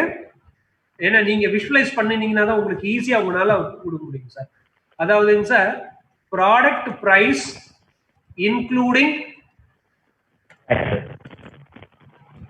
இன்க்ளூடிங் டாக்ஸ் ஒரு 160 ரூபான்னு வச்சுக்கலாமாங்க சார்? நம்ம வச்சுக்கலாங்களா ரப்பா? சரிங்க சார். GST 12%ங்களாங்க sir? ஆமாங்க. சரிங்க சார். அப்போ before tax product price equal to 160 ரூபாய் இன்க்ளூடிங்லாங்க சார். ஃபார்முலா என்ன கொடுத்துருக்கோம் பாருங்க சார். ஆஃப்டர் டாக்ஸ் எனி வேல்யூங்களா? ஆஃப்டர் டாக்ஸ் எனி வேல்யூங்கிறது என்னங்க சார்? இந்த 160ங்களா? ஆமாங்க. இந்த ஆஃப்டர் டாக்ஸ் எனி வேல்யூனாவே நீங்க என்ன பண்ணணுங்க சார்? டிவைடட் பை 1 - t போடணுங்களா சார்? டிவைடட் பை 1 - t போடணுங்களா? மோகன் சார் ஃபாலோ பண்ண முடியுதுங்களா? ஆமாங்க. 1 - t போட்டாங்க. நீங்க 0.88 டிவைட் பண்ணோம்னா கூடுதலா வருதுங்க சார். எவ்வளவு? 160 டிவைட் பை 0.88 வருதுங்க. பிளஸ் வருங்க சார். 1 plus 0.1 sir. 0.88 போட்டீங்கன்னா எப்படிங்க சார் எச்சா வரும்? கம்மியா இல்லைங்க சார் வரும் சார். 160 சார், 160 டிவைடட் பை 0.88 இல்லைங்களா? போட்டீங்கன்னா லெஸ் தென் 160 தான் சார் வரும். இல்ல அதிகமா வருங்க சார். அதிகமா நம்ம ஃபார்முலா மாத்த சார். ஒரே சார் ஒரே ஒரு நிமிஷம் சார், ஒரே நிமிஷம் சார், இருங்க ஒரே ஒரு நிமிஷம். அத மாத்தி சொல்றேன் நினைக்கிறேன் சார். இல்ல இந்த ஜிஎஸ்டிக்கு வந்துங்க சார் பிளஸ் சைன் போட்டுக்குங்க. Sorry sir, extremely sorry. நீங்க சொன்னது கரெக்ட் மோகன் சார், 100% ரைட்டுங்க. இது வந்துங்க சார் உங்களுக்கு வந்து இப்போ இது வந்து இந்த ஜிஎஸ்டி ப்ராடக்ட் பிரைஸ்க்கு வந்து 1 + t போட்டுக்குங்க சார். இது வந்துங்க சார் இன்கம் டாக்ஸ்க்கு வச்சுக்கோங்க சார். சார் இருங்க ஒரே ஒரு நிமிஷம் சார், ஒரே ஒரு நிமிஷம் இருங்க, வரேன் நானு.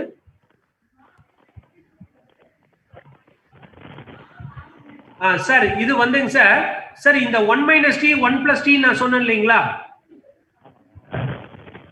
மோகன் சார்? கேக்குது சார். சார் இந்த 1 - t 1 - t divided by 1 - t into 1 - t நீங்க அந்த உங்க இன்கம் டாக்ஸ் பர்பஸ்க்காக யூஸ் பண்ணிக்கீங்க சார். இதே ஃபார்முலாவை உங்க ப்ராடக்ட்டுக்கு என்ன பண்ணுங்க சார்? பிளஸ் சைன் போட்டுக்குங்க சார். ஓகே, அப்போ 160 divided by 1.12 சார். கரெக்டா போச்சுங்களாங்க சார்? அப்போ 160 into 0.88 இன்டூ பாயிண்ட் சார் இல்ல 160 இன்டூ 1.22 தாங்க சார். இப்போ சார் இது என்ன வேல்யூ வருதுங்க சார்? 160 டிவைடட் பை 1.22 என்ன வருதுங்க sir? 160 divided by 1.12 equal to 142.8 sir. 142.8ங்களா சார்? சரிங்க சார். அடுத்ததுல எக்ஸாம்பிள பாருங்க sir. Sir product including price, product including tax equal to 142 வந்து டாக்ஸ் இல்லாமங்களாங்க சார், மல்டிப்ளைட் பை 1.12 சார். போடுங்க சார். 160 வருங்க சார். 160 சரிங்க சார். அப்போ இந்த ஃபார்முலா இருக்கு இல்லைங்களாங்க சார், இது அப்படியே இத வந்து ஃபர்ஸ்ட் வந்துங்க சார் நீங்க வந்து என்ன போட்டுங்க சார், இன்கம் டாக்ஸுக்குன்னு போட்டுங்க. தேங்க்யூங்க sir, thank you for the great insight. இல்ல எனக்கு ஒர்க் அவுட் பண்ணும்போது பண்ணிருக்கேன், உங்களுக்கு இப்ப டக்குன்னு வந்து ஃபார்முலாஸா சொல்றதுனால கொஞ்சம் தடுமாற்றம். Thank you for the correction sir. இது வந்து பிளஸ் போட்டுக்குங்க, இங்கேயும் பிளஸ் போட்டுக்குங்க சார். ஓகேங்களாங்க சார்.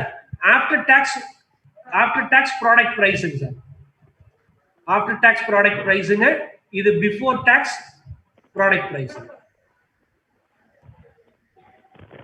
ஏன்னாங்க சார் இது வந்து நீங்க டாக்ஸோட கலெக்ட் பண்றதுங்க சார், இது வந்து டாக்ஸ் பேமெண்ட்டுக்கு வருது, அதனால அதுதான் சார் டிஃபரன்ஸ், வேற ஒண்ணு. சோ இன்கம் டாக்ஸுக்கு நீங்க வந்து இன்கம் டாக்ஸுக்கு நீங்க 1 - t போட்டு எப்பயுமே அப்ளை பண்ணுங்க சார். உங்களுடைய ஜிஎஸ்டி இந்த மாதிரி இதுக்கெல்லாம் 1 + t போட்டு அப்ளை பண்ணுங்க சார், சரியா வரும்.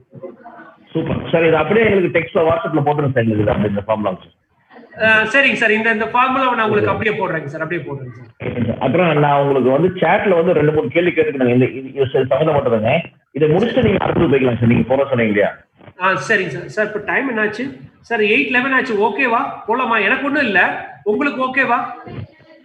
இல்லை, இந்த நேற்று சாட்ல கேள்வி வந்து இது சார்ந்து கேட்டுருங்க சார், இது சார்ந்துதான் சார். சார் இப்போ அந்த கம்பெனி வந்து நம்ம 4th கம்பெனில உங்களுக்கு ஏதாவது டவுட் சார், கிளாரிட்டி? இல்லைங்க சார், இல்லைங்க சார். கார்த்தி சார் ஏதோ டவுட் இருக்குங்கிறாரு சார். கார்த்தி சார் நீங்க சொல்லுங்க சார், ஏதாவது டவுட் சார்? டவுட் இல்லைங்க சார், ஒரே ஒரு இது. இப்போ வந்து ROI அப்படிங்கிறது, சரிங்க சார், நான் இப்படி சொல்லலாமா, efficiency of the income statement into efficiency of the right hand side of the balance sheet is the ROI அப்படின்னு நான் சொல்லலாமா? சொல்லலாங்க சார், தப்பு இல்ல. ஏன்னா நீங்க இன்கம் ஸ்டேட்மெண்ட், ஏன்னா நீங்க ரெண்டு என்ன சொல்றீங்கன்னா, ஃபர்ஸ்ட் வந்து அசெட் எஃபிஷியன்சி, அது வந்து இதுங்க சார். சார் அப்படி பாத்தீங்கன்னா பிளெண்ட் தானே வருது. சரி, அப்படி இருந்தாலும் அந்த அசெட்டினுடைய எஃபிஷியன்சி வந்து நீங்க பேலன்ஸ் ஷீட் எஃபிஷியன்சின்னு சொல்றீங்க. இத வந்து ரைட் ஹேண்ட் சைடு, அதாங்க சார், ரைட் ஹேண்ட் சைடுன்னு சொல்றீங்க சார். சொல்லலாங்க sir. ROE equal to ROI into left hand side of the balance sheet. Left hand side of the balance sheet. தாராளமாங்க சார், தாராளமா நீங்க அப்படி விஷுவலைஸ் பண்ணலாங்க sir. Yes sir, agreed sir. இதெல்லாம் பொறுத்த வரைக்கும் காமன் சென்ஸ் தான். நீங்க வந்து இப்போ நல்லா புரிஞ்சுக்குங்க, காமன் சென்ஸ் தான். இதுல வந்து பிளஸ் அண்ட் மைனஸ் இது மாதிரி EBIT-ல இருக்கிறதுங்கிறது வந்து நம்ம டிபெண்ட்ஸ். இப்போ ஒரு உதாரணத்துக்கு வந்துங்க சார், இப்போ ரிட்டர்ன் ஆன் இன்வெஸ்ட்மெண்ட் இருக்கு இல்லைங்களா? ரிட்டர்ன் ஆன் இன்வெஸ்ட்மெண்ட்ல வந்துங்க சார் நம்ம இப்போ வந்து கால்குலேட் பண்றது பாருங்க சார், நெட் ஒர்க்கிங் கேபிட்டல் எடுப்போம். சப்போஸ் உங்க நெட் இல்ல சார், ஒரு உதாரணத்துக்கு நெட் ஒர்க்கிங் கேபிட்டல் தான் சார் நீங்க எடுக்கிறீங்க நெட் அசெட் கால்குலேட் பண்ணும் போதுங்க சார். இப்போ ஒரு உதாரணத்துக்கு வந்துங்க சார், எனக்கு வந்து பேங்க் இன்ட்ரெஸ்ட்டுக்கு நான் வந்து கரண்ட்ல அதாவது வாங்கியிருக்கேன், சிசி அக்கௌண்ட் இருக்கு, ஓடி அக்கௌண்ட் இருக்கு. எனக்கு கிரெடிட்டார்ஸ் எல்லாம் வந்து பர்ச்சேஸ் வந்து கிரெடிட் பண்றதுனால நான் அதிகமா பே பண்ணி தான் வாங்குறேன். So it's a cost is involve அப்படின்னு நீங்க ஃபீல் பண்ணீங்கன்னு வச்சுக்கோங்க சார். அந்த கரண்ட் நெட் ஒர்க்கிங் கேபிட்டல் பதிலாக கிராஸ் ஒர்க்கிங் கேபிட்டல் நீங்க வந்து டோட்டல் இன்வெஸ்ட்மெண்ட்ல எடுத்துக்கணும் சார். சார் ஒன்ஸ் அகெயின் நான் சொல்றது புரியுதுங்களா உங்களுக்கு சார்? அதாவது இப்போ வந்து சார், இப்போ நம்மளுடைய நார்மல் கால்குலேஷன் இல்லைங்க சார், பேலன்ஸ் ஷீட்ல எப்படி பண்ணிருக்குங்க சார் உங்களுக்கு தெரியுதுங்களாங்க சார்? பேலன்ஸ் ஷீட்ல என்ன பண்ணிருக்கோங்க சார்?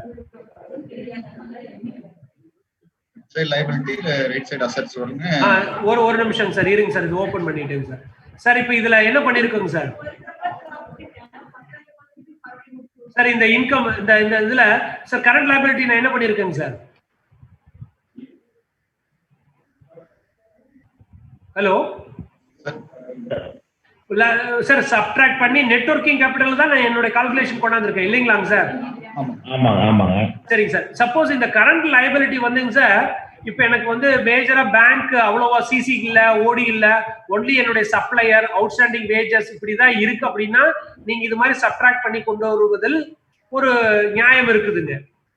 சப்போஸ் நீங்க இப்ப இந்த கரண்ட் லைபிலிட்டிக்கு some amount you are incurring as a cost, sir என்னுடைய கரண்ட் லைபிலிட்டி மேஜர் போர்ஷன் வந்து சிசி அக்கௌண்ட், என்னுடைய மேஜர் போர்ஸ் கிரெடிட் ஆறு, பட் அதுக்கு வந்து நான் எச் விலை கொடுத்து பொருட்களை வாங்குறேன் அப்படிங்கும் போது உங்களுக்கு இது வந்து காஸ்ட் ஆயிடுதுங்க சார். கரண்ட் லைபிலிட்டிங்கிறது ஃப்ரீ சோர்ஸ் கிடையாதுங்க, காஸ்ட் ஆயிடுது. அப்படிங்கும் போது நீங்க என்ன பண்ணணும்னா இந்த இதைய நீங்க என்ன செய்யணும்னா கரண்ட் லைபிலிட்டி கழிக்காம கரண்ட் அசெட்ஸ் டோட்டலா பிக்ஸட் அசெட்ஸோட சேர்த்து நெட் அசெட்ஸ் எடுத்துக்கணுங்க. புரியுதுங்களாங்க சார்? அதாவது இப்ப வந்து இங்க பாருங்க சார், எனக்கு வந்து இங்க பாருங்க இது வந்து எனக்கு காஸ்ட் இருக்கு சார், இதெல்லாம் சும்மாலாம் எனக்கு வரல அப்படின்னா நான் என்ன எடுத்துக்கணுங்க சார், இந்த நெட்வொர்க்கிங் கான்செப்டே வரக்கூடாது. டோட்டல் கரண்ட் அசெட்ஸ் நான் வந்து நெட் பிக்ஸட் அசெட்ஸோட சேர்த்து நான் இங்க என்னன்னு பண்ணணுங்க சார், மொத்த முதலீடு எவ்வளவு நான் எடுத்துக்கணுங்க சார், 3,50,000 நான் எடுத்துக்கணுங்க சார். அப்பதானே காமர்ஸ் ஒரு சென்சிபிள் இல்லைங்களா?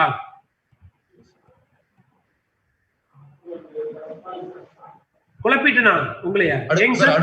அடுத்த ரோல போடணும் 35 நீங்க இங்க போட்டீங்க.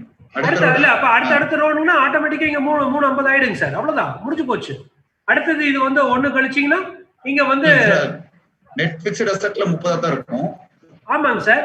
இங்க வந்து 2 இல்ல சார், இப்ப இந்த இடத்துல இன்னொன்னு கழிக்கணும். நீங்க இங்க என்ன கழிக்கணுங்க சார், லாங் டேர்ம் லைபிலிட்டி மறுபடியும் ஷார்ட் டேர்ம் லைபிலிட்டி இங்க கழிக்கணும். இந்த இடத்துல இப்படி வரணுங்க சார். ஒரு நிமிஷம் சார் இருங்க வரேன். அதாவதுங்க சார் இந்த இடத்துல and short term liability, short term அல்லது கரண்ட் லைபிலிட்டி அப்படின்னு இந்த இடத்துல கொண்டாந்து நான் என்ன பண்ணணுங்க சார், 1,50,000 போட்டு இதை டாலி பண்ணிக்கிறேன். ஓகேங்களாங்க சார்? அதாவது ஒரு ஒரு ஒரு ஒரு சென்சிபிளா நான் கொண்டாடணும். எனக்கு அதுவும் காஸ்ட் தான், கரண்ட் லைபிலிட்டிங்கிறது எனக்கு ஃப்ரீ கிடையாது. என்னுடைய மேஜர் சங்கே வந்து நான் பாரோயிங் ஆஃப் பேங்க் தான். எனக்கு வந்து சப்ளையர்ஸ் எல்லாம் வந்து ஒரு குறைஞ்ச விலைக்கெல்லாம் தரல, நான் ஹெச் கடன் வாங்குறேன் அப்படிங்கிற பட்சத்தில் மற்ற சோர்ஸ்ல நம்ம மினிமலா இருக்கும் பட்சத்துல அவுட்ஸ்டாண்டிங் வேஜஸ் இதெல்லாம் மினிமலா இருக்கும் பட்சத்துல நான் என்ன பண்ணலாங்க சார், இதை ரீஸ்டேட் இப்படி பண்ணிக்கலாம், தாராளமா பண்ணலாங்க சார். மற்ற கான்செப்ட் எல்லாம் சேம் தாங்க.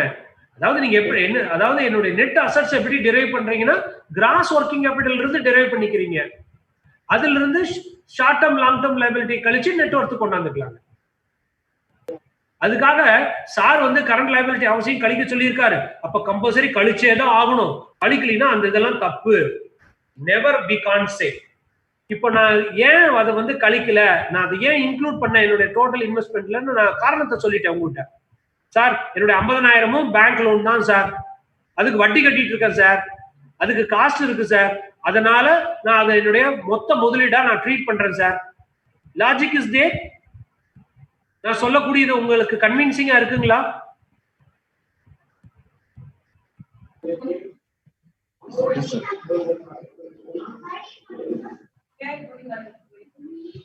சார் அடுத்து போலாங்களா சார்? நான் அடுத்தது மூவ் ஆகட்டுமா? சார் இந்த சாட்ல கேள்வி கேட்டுருக்குமா சார்? மட்டும் பாருங்க சார் ஒரே நிமிஷம் இருக்கு சார்.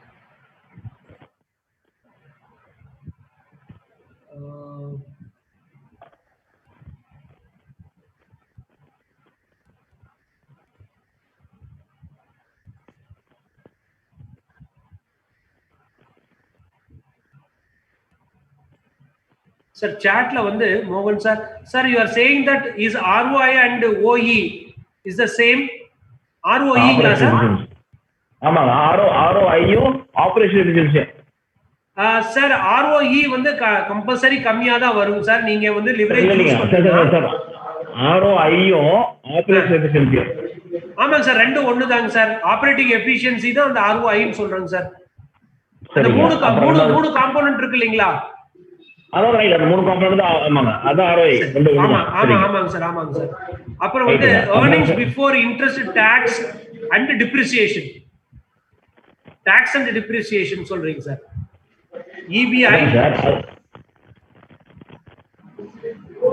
சீக்வன்ஸ் எப்படி வரணும் sir? Sir earnings before depreciation sir. earnings before depreciation, interest and tax sir. earnings before depreciation ஆமா, interest அப்புறம் tax சார். ஓஹோ, அப்படிதான் வருமா சார்? ஆமா ஆமாங்க சார், ஆமாங்க சார். அந்த அதுல ஏ என்னன்னு சார்? இது ஏ வந்து earnings before depreciation, interest and sir amortisation சொல்றாங்க சார், அது எதுன்னு எனக்கு தெரியல சார். அமார்டைசேஷன் வந்து சார் நீங்க அது வந்து லாஸ்டா வச்சுக்கலாம் சார். அமார்டைசேஷனை நீங்க திருப்பி ரீபே பண்ணல சார். சார் ஒண்ணு இல்ல சார், சார் ஒண்ணு இல்ல. ஏங்கிறது அப்ராப்ரியேஷன் ஆஃப் ப்ராஃபிட்ங்க சார். அமார்டைசேஷன் கிடையாது, அப்ராப்ரியேஷன் ஆஃப் ப்ராஃபிட். அது கடைசியா வரணுங்க சார். நீங்க இப்ப இது மாதிரி திருப்பி எழுதுங்க சார். இபி டிஐடிஏ, அந்த டிஏ மட்டும் தூக்கி ஐக்கு முன்னாடி போட்டுக்குங்க சார். உங்க ஆர்டர் கரெக்டா வருங்க சார்.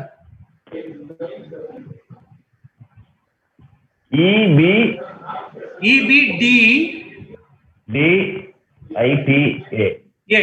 சார். இப்ப நீங்க அந்த லாஸ்ட் கம்பெனி பாத்தீங்க இல்லீங்களா? ஆமாங்க சார். அந்த லாஸ்ட் கம்பெனில அப்ராப்ரியேஷன் ப்ராஃபிட் பாத்தீங்களா போட்டுருக்காங்க. உங்க லாபம் வந்திருக்கும். அதுதான் அந்த அப்ராப்ரியேஷன். ஏங்கிறது அப்ராப்ரியேஷன் சார். சரி, அவ்வளவுதான் சார். டவுட் தெளிவாச்சு சார். சரிங்க சார். இப்போ நம்ம அடுத்தது போலாமாங்க சார்? போலாம் சார். சரிங்க சார். இப்போ குயிக்கா வந்து நான் உங்களுக்கு ஒரு இது பண்றேங்க சார். சார் இப்போ நான் அதுக்கு முன்னாடி நான் என்ன பண்றேன்னாங்க சார், இந்த ஒரு டயக்ராம் நான் உங்களுக்கு ஷேர் பண்றேங்க சார். சார் இப்போ இந்த டயக்ராம் வந்து ஆக்சுவலா நான் வந்து நெட்ல இருந்து தான் எடுத்தேன். ஆக்சுவலா நான் வந்து ட்ரை பண்ணேங்க சார். நான் வந்து ஏதாவது உங்களுக்கு டிரா பண்ணலாம், நானே டிரா பண்ணலாமான்னு பார்த்தேன்.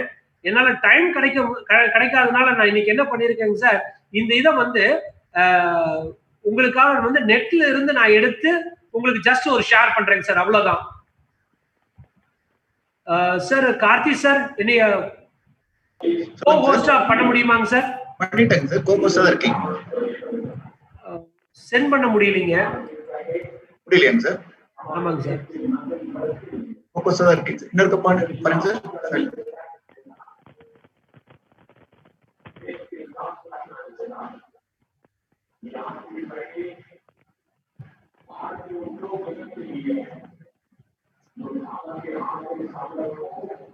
இல்ல சார், ஷேர் ஆக மாட்டேங்குது. இன்னைக்கு என்னன்னு தெரியல சார். ஹோஸ்டா மாத்தி விடுங்க பார்க்கலாம்.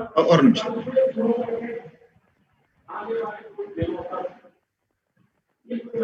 பண்ணிட்டேங்க சார்.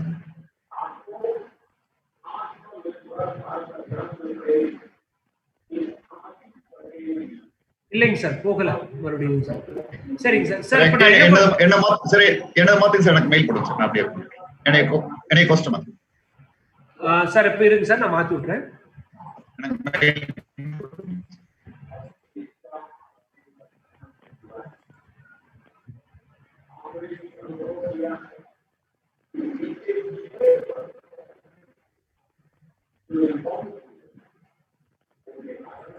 சரிங்க சார். காலையில இருந்து கொஞ்சம் ரொம்ப டைட்டா போயிடுச்சு, அதனால உங்களுக்கு இதை அனுப்பவும் முடியலைங்க சார். அப்ப நாளைக்கு நம்ம வந்து ஃபுல்லா இது பார்த்துக்கலாம் சார். நம்ம டீபால்ட் கண்ட்ரோல் சார்ட் பார்த்துக்கலாம் சார். இல்ல நான் இப்ப என்ன பண்றேன்னாங்க சார், உங்களுக்கு அப்படியே ஒரு ப்ராடரா கிளான்ஸ் கொடுத்துட்டேன்னு வச்சுக்கோங்களேன். நீங்க அதை உட்காந்து ஹோம்ஒர்க் மாதிரி பண்ணிட்டு வாங்க சார்.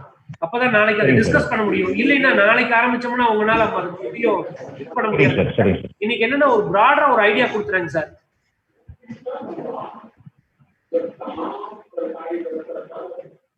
ஒரே நிமிஷம் தாங்க சார். அவருக்கு நான் இது பண்றேன்னா அவரு ஷேர் பண்ணிடுவாருங்க சார்.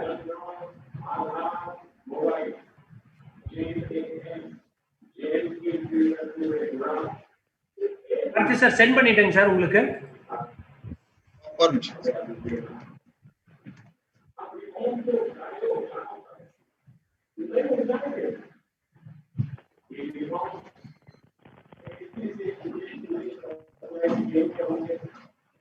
சார் இப்ப நான் ஷேர் பண்ணிருக்கிற விண்டோ தெரியுதுங்களா சார்? டைமிங் சார் அந்த அந்த ஃபைல்ஸ் வரட்டுங்க சார். வர வரைக்கும் நீங்க அந்த விண்டோ பார்க்க முடியுதுங்களா? சார் இப்ப நம்ம பார்த்த அதே கான்செப்ட் தாங்க சார். இன்னொரு தடவை ரிவைஸ் பண்ண போறோம், பட் டிஃபரெண்ட் விஷுவலைசேஷன். ஓகேங்களா சார் இப்ப என்னுடைய லெஃப்ட் ஹேண்ட் சைடுல இருந்து வரலாங்க சார். சார் என்னுடைய மவுஸ் பாயிண்டர் தெரியுதுங்களா சார்? என்னுடைய மவுஸ் பாயிண்டர் தெரியுதுங்களா சார்? யாராவது ஒருத்தர் கன்ஃபார்ம் பண்ணீங்கன்னா அடுத்து மூவ் ஆகும். சரி சார், இப்போ ரிட்டர்ன் ஆன் இன்வெஸ்ட்மெண்ட் என்னன்னு நம்ம பார்த்துருக்கோம் சார். ரிட்டர்ன் ஆன் இன்வெஸ்ட்மெண்ட்ல ஃபர்ஸ்ட் நம்ம எப்படி டிசைட் பண்ணுங்க sir? Asset efficiency and production efficiency இல்லைங்களாங்க சார்? நெட் ப்ராஃபிட் மார்ஜின் இல்லைங்களா? நெட் ப்ராஃபிட் மார்ஜினும் அசெட் எஃபிஷியன்சியும் பார்த்தோம் இல்லைங்களா சார்? இப்போ இந்த அசெட் எஃபிஷியன்சிங்கிறது என்னதுங்க sir? Sales divided by total இன்வெஸ்ட்மெண்ட்டுங்களா? அந்த டோட்டல் இன்வெஸ்ட்மெண்ட்ங்கிறது என்னங்க sir? Fixed assets and working கேபிட்டல்ங்களா? அந்த வொர்க்கிங் கேபிட்டல்ங்கிறது என்னதுங்க சார்? கேஷ், அக்கவுண்ட்ஸ் ரிசீவபிள், இன்வென்டரிஸ்ங்களா? ரைட்டுங்க சார். இப்போ ஏர்னிங்ஸ் வரலாங்க சார். இப்போ ஏர்னிங்ஸ்ல நெட் ப்ராஃபிட் ரேஷியோல நம்ம எப்படி கண்டுபிடிச்சோங்க sir? EBIT divided by sales போட்டாங்களா? ஆமாங்க சார். ஆமாங்க. ஆமா. அந்த ஏர்னிங்ஸ்ங்கிறது எப்படி சார் கண்டுபிடிப்பீங்க? சேல்ஸ் மைனஸ் காஸ்ட் ஆஃப் சேல்ஸ்ங்களா? எக்ஸ்பெண்டிச்சர் வச்சுங்க. எக்ஸ்பெண்டிச்சர் சும்மா வச்சுக்கோங்க சார் போதும். இப்போ இந்த எக்ஸ்பெண்டிச்சர்ங்கிறது என்னங்க sir? Manufacturing expenditure, selling expenditure, distribution. சரி, இப்போ இந்த நான் என்ன பண்ணிருக்கேன்னாங்க, இந்த ரிட்டர்ன் ஆன் இன்வெஸ்ட்மெண்ட்டை டர்ன் ஓவரும் ப்ராஃபிட் மார்ஜினும் டிசைட் ஆகுது. இந்த ப்ராஃபிட் மார்ஜின் ஏர்னிங்ஸும் நெட் சேல்ஸும் டிசைட் ஆகுது. இந்த ஏர்னிங்ஸ் சேல்ஸும் காஸ்டும் டிசைட் பண்ணுது. இந்த காஸ்ட் இதெல்லாம் டிசைட் பண்ணுது. ஓகேங்களா? ரைட்டுங்க. அடுத்தது டர்ன் ஓவர். அந்த அசெட் டர்ன் ஓவர்ங்கிறது சேல்ஸும் டோட்டல் இன்வெஸ்ட்மெண்ட்டும் டிசைட் பண்ணுது. இந்த டோட்டல் இன்வெஸ்ட்மெண்ட்ங்கிறது ஒர்க்கிங் கேபிட்டலும் என்னுடைய பிக்ஸட் அசெட்ஸும் டிசைட் பண்ணுது. என்னுடைய ஒர்க்கிங் கேபிட்டல்ங்கிறது இன்வென்ட்ரி, அக்கவுண்ட்ஸ் ரிசீவபிள், கேஷ் இத்தியாதிகள் அப்படியே கொண்டு போகலாம் சார். இப்ப இந்த பர்மனன்ட் இன்வெஸ்ட்மெண்ட் இருக்கு இல்லைங்களா? இந்த பிக்ஸட் அசெட்ஸையும் நீங்க பிளா பிளா பிளா கொண்டு போகலாம். என்னுடைய மெஷினரி, என்னுடைய பில்டிங், இப்படி எல்லாம் கொண்டு போகலாம் சார். அதே மாதிரி உங்க சேல்ஸ் இருக்கு இல்லைங்களா? இந்த சேல்ஸையும் நீங்க கிளாசிஃபை பண்ணலாம். என்னுடைய டெக்ஸ்டைல் எடுத்துட்டீங்கன்னா என்னுடைய கிரே பீஸ்ல இருந்து இவ்வளவு கிடைக்குது, என்னுடைய பிரிண்டிங் பீஸ்ல இருந்து இவ்வளவு கிடைக்குது, என்னுடைய கார்மெண்ட்ஸ்ல இருந்து இவ்வளவு கிடைக்குது. அப்ப வேரியஸ் ப்ராடக்ட் வைஸ் நீங்க சேல்ஸுக்கு உள்ள கொண்டாடலாங்க சார். ஓகேங்களா?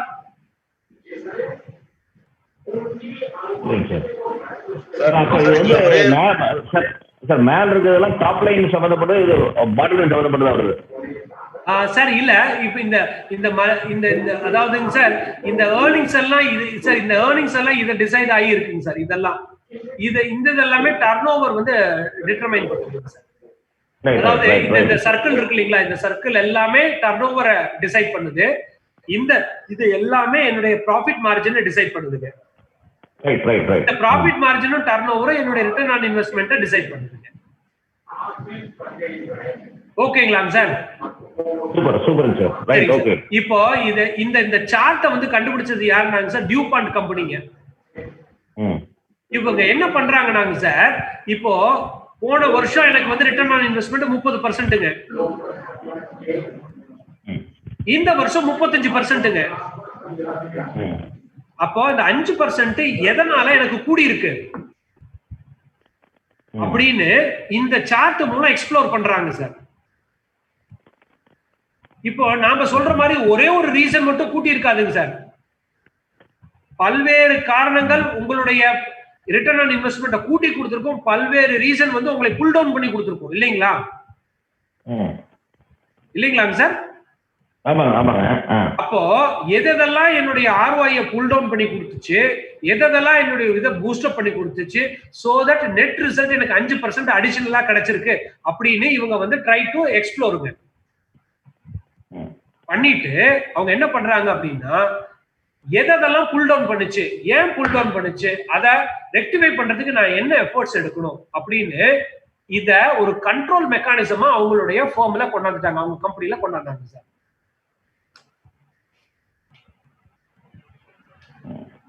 இதுக்கு வந்துங்க சார் ஒரு எக்ஸாம்பிள்ஸ் போட்டு நம்ம எல்லாம் ஒர்க் அவுட் பண்ணுனா உங்களுக்கு இன்னும் கொஞ்சம் நல்லா கிளாரிட்டி கிடைக்கும். பட் இருந்தாலும் நீங்க இந்த சார்ட்டை விஷுவலைஸ் பண்ணிட்டு நீங்க இதை இம்ப்ளிமெண்ட் பண்றதுக்கு ட்ரை பண்ணீங்கன்னாவே போதுமானதுங்க சார். ஒரு கிளாரிட்டி உங்களுக்கு ஓரளவு கிடைச்சிடும். இப்போ இது வந்துங்க சார் ஒரு 2 பீரியடினுடைய ரிட்டர்ன் ஆன் இன்வெஸ்ட்மெண்ட் எடுத்து நீங்க கம்பேர் பண்ணலாம். 2 பீரியடு, போன வருஷம் என்ன ROI, இந்த வருஷம் என்ன ROI. இல்லைன்னா கம்பெனி ஏ கம்பெனி பி அல்லது பிரான்ச் ஏ பிரான்ச் பி, பிரான்ச் ஏனுடைய ROI என்னப்பா, பிரான்ச் பி ROI என்னப்பா, எதனால பிரான்ச் ஏனுடைய ROI ஓட பிரான்ச் பி ROI கூடி இருக்கு, குறைஞ்சிருக்கு அப்படின்னு எக்ஸ்ப்ளோர் பண்ணலாங்களா? சரிங்களாங்க சார்? பாப்பு கூப்பிடுறேன்டா, மீட்டிங் இருக்கு. ஹலோ ஹலோ, சார்ட்டோட நேம் ஒரு தடவை திருப்பி சொல்லுங்க சார். ஹலோ சார், ஒரே நிமிஷம் சார். ஹலோ, மேல போட்டுருக்கோம் சார், டியூபான் சார். இதுக்கு பேரு டியூபான் கண்ட்ரோல் சார்ட்டுங்க சார். நிறைய ஸ்டடி மெட்டீரியல், நிறைய வீடியோ கிளிப்ஸ் உங்களுக்கு நிறைய இருக்குங்க சார். நீங்க எங்க இதுல வேணாலும் நீங்க டிஃப்ரெண்டா உங்களுக்கு இதுல இருந்து இன்சைட் கொடுத்துருப்பாங்க சார். இப்ப நான் இதை வந்து டைம் பீயிங் ஒரு எமர்ஜென்சிக்காக நெட்ல இருந்து அப்படியே எடுத்து பிளேஸ் பண்ணிட்டேன் சார். நான் கிரியேட் பண்ணல. ஆக்சுவலா நான் கிரியேட் பண்ணியிருந்தேன்னா உங்களுக்கு இந்த டேர்ம்லாம் EBIT நாம யூஸ் பண்ண டேர்மே கொண்டாந்துருப்பேங்க சார். வேணா உங்களுக்கு கொஞ்சம் அப்பதான் சௌரியமா இருக்குங்கிறதுக்காக சார். அடுத்தது பாருங்க சார், இன்னொரு வகையான ஒரு டிஸ்பிளேங்க. இதை நீங்க லெஷரா பாருங்க, ஓகேங்களாங்க சார்? அடுத்தது பாருங்க சார், இன்னொரு வகையான இதுங்க சார். இப்ப இதை விஷுவலைஸ் பண்ண முடியுதுங்களா? நான் காமிக்கக்கூடியதுங்க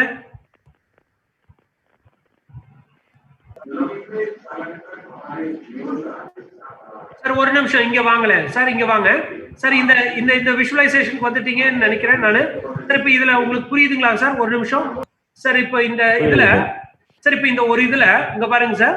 இப்ப நான் வந்து இந்த பர்மனன்ட் இன்வெஸ்ட்மெண்ட் எடுத்துட்டேங்க சார். சார் இப்ப இந்த பர்மனன்ட் இன்வெஸ்ட்மெண்ட் ஒரு கொஞ்சம் இமேஜின் பண்ணிக்கங்க சார். மற்றது எல்லாமே கான்ஸ்டன்டா இருக்குன்னு வச்சுக்கோங்க சார். அஸ்யூம் பண்ணிக்கங்க. உங்க இன்வெஸ்ட்மெண்ட் மட்டும் கூடுதுங்க சார்.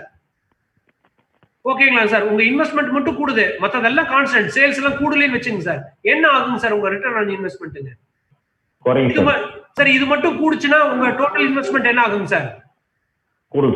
கூடும். இது கூடுச்சுன்னா உங்களுக்கு டர்ன் ஓவர் என்ன ஆகுங்க சார்? குறையும். இது குறைஞ்சிச்சுன்னா இது என்ன ஆகுங்க சார்? குறையும். அப்ப நம்ம என்ன பண்ணிட்டோம், நம்ம அண்டர்ஸ்டாண்டிங்காக மத்ததெல்லாம் ஃப்ரீஸ் பண்ணிட்டு இந்த இன்வெஸ்ட்மெண்ட் மட்டும் கூடுச்சுன்னா என்ன ஆகுதுன்னு பார்த்தோம் இல்லைங்களா? அதே மாதிரி இது குறைஞ்சிச்சுன்னா என்ன ஆகும் சார்? இது குறைஞ்சிச்சுன்னா டோட்டல் இன்வெஸ்ட்மெண்ட்டுங்க சார் குறையும். இந்த டோட்டல் இன்வெஸ்ட்மெண்ட் குறைஞ்சு சேல்ஸ் அப்படியே இருந்தா டர்ன் ஓவர் கூடும். டர்ன் ஓவர் கூடுச்சுன்னா ரிட்டர்ன் ஆன் இன்வெஸ்ட்மெண்ட் கூடுங்களா?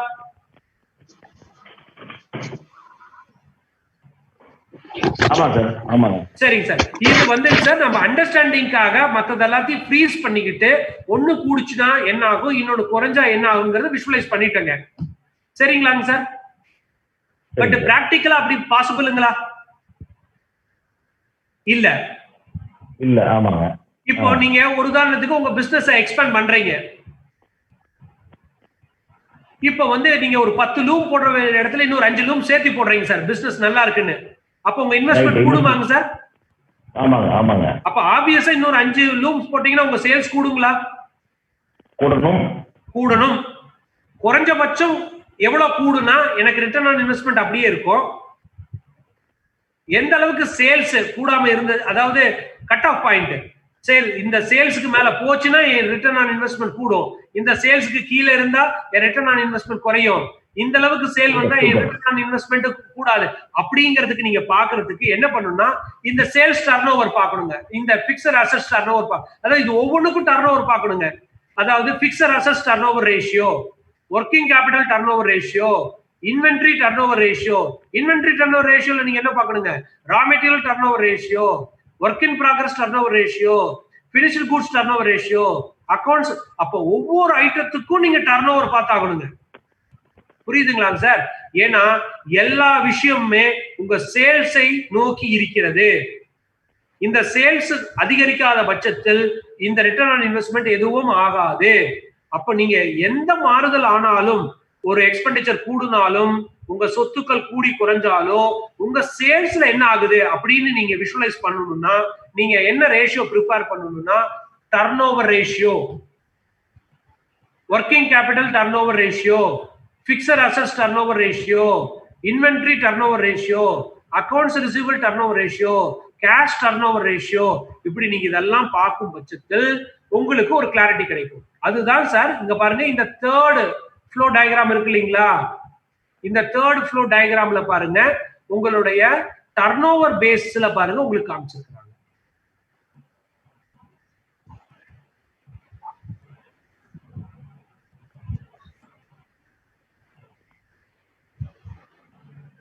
சார்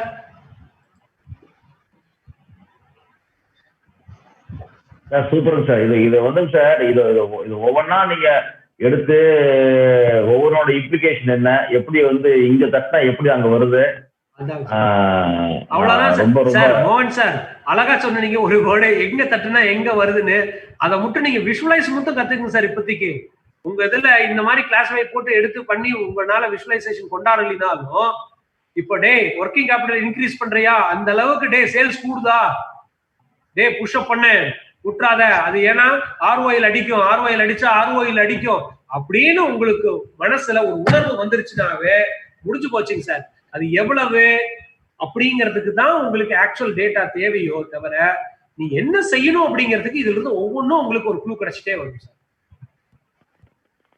ரொம்ப எக்ஸலண்டா இருக்கு சார் இந்த view point chart and presentation. Okay sir, thank you sir.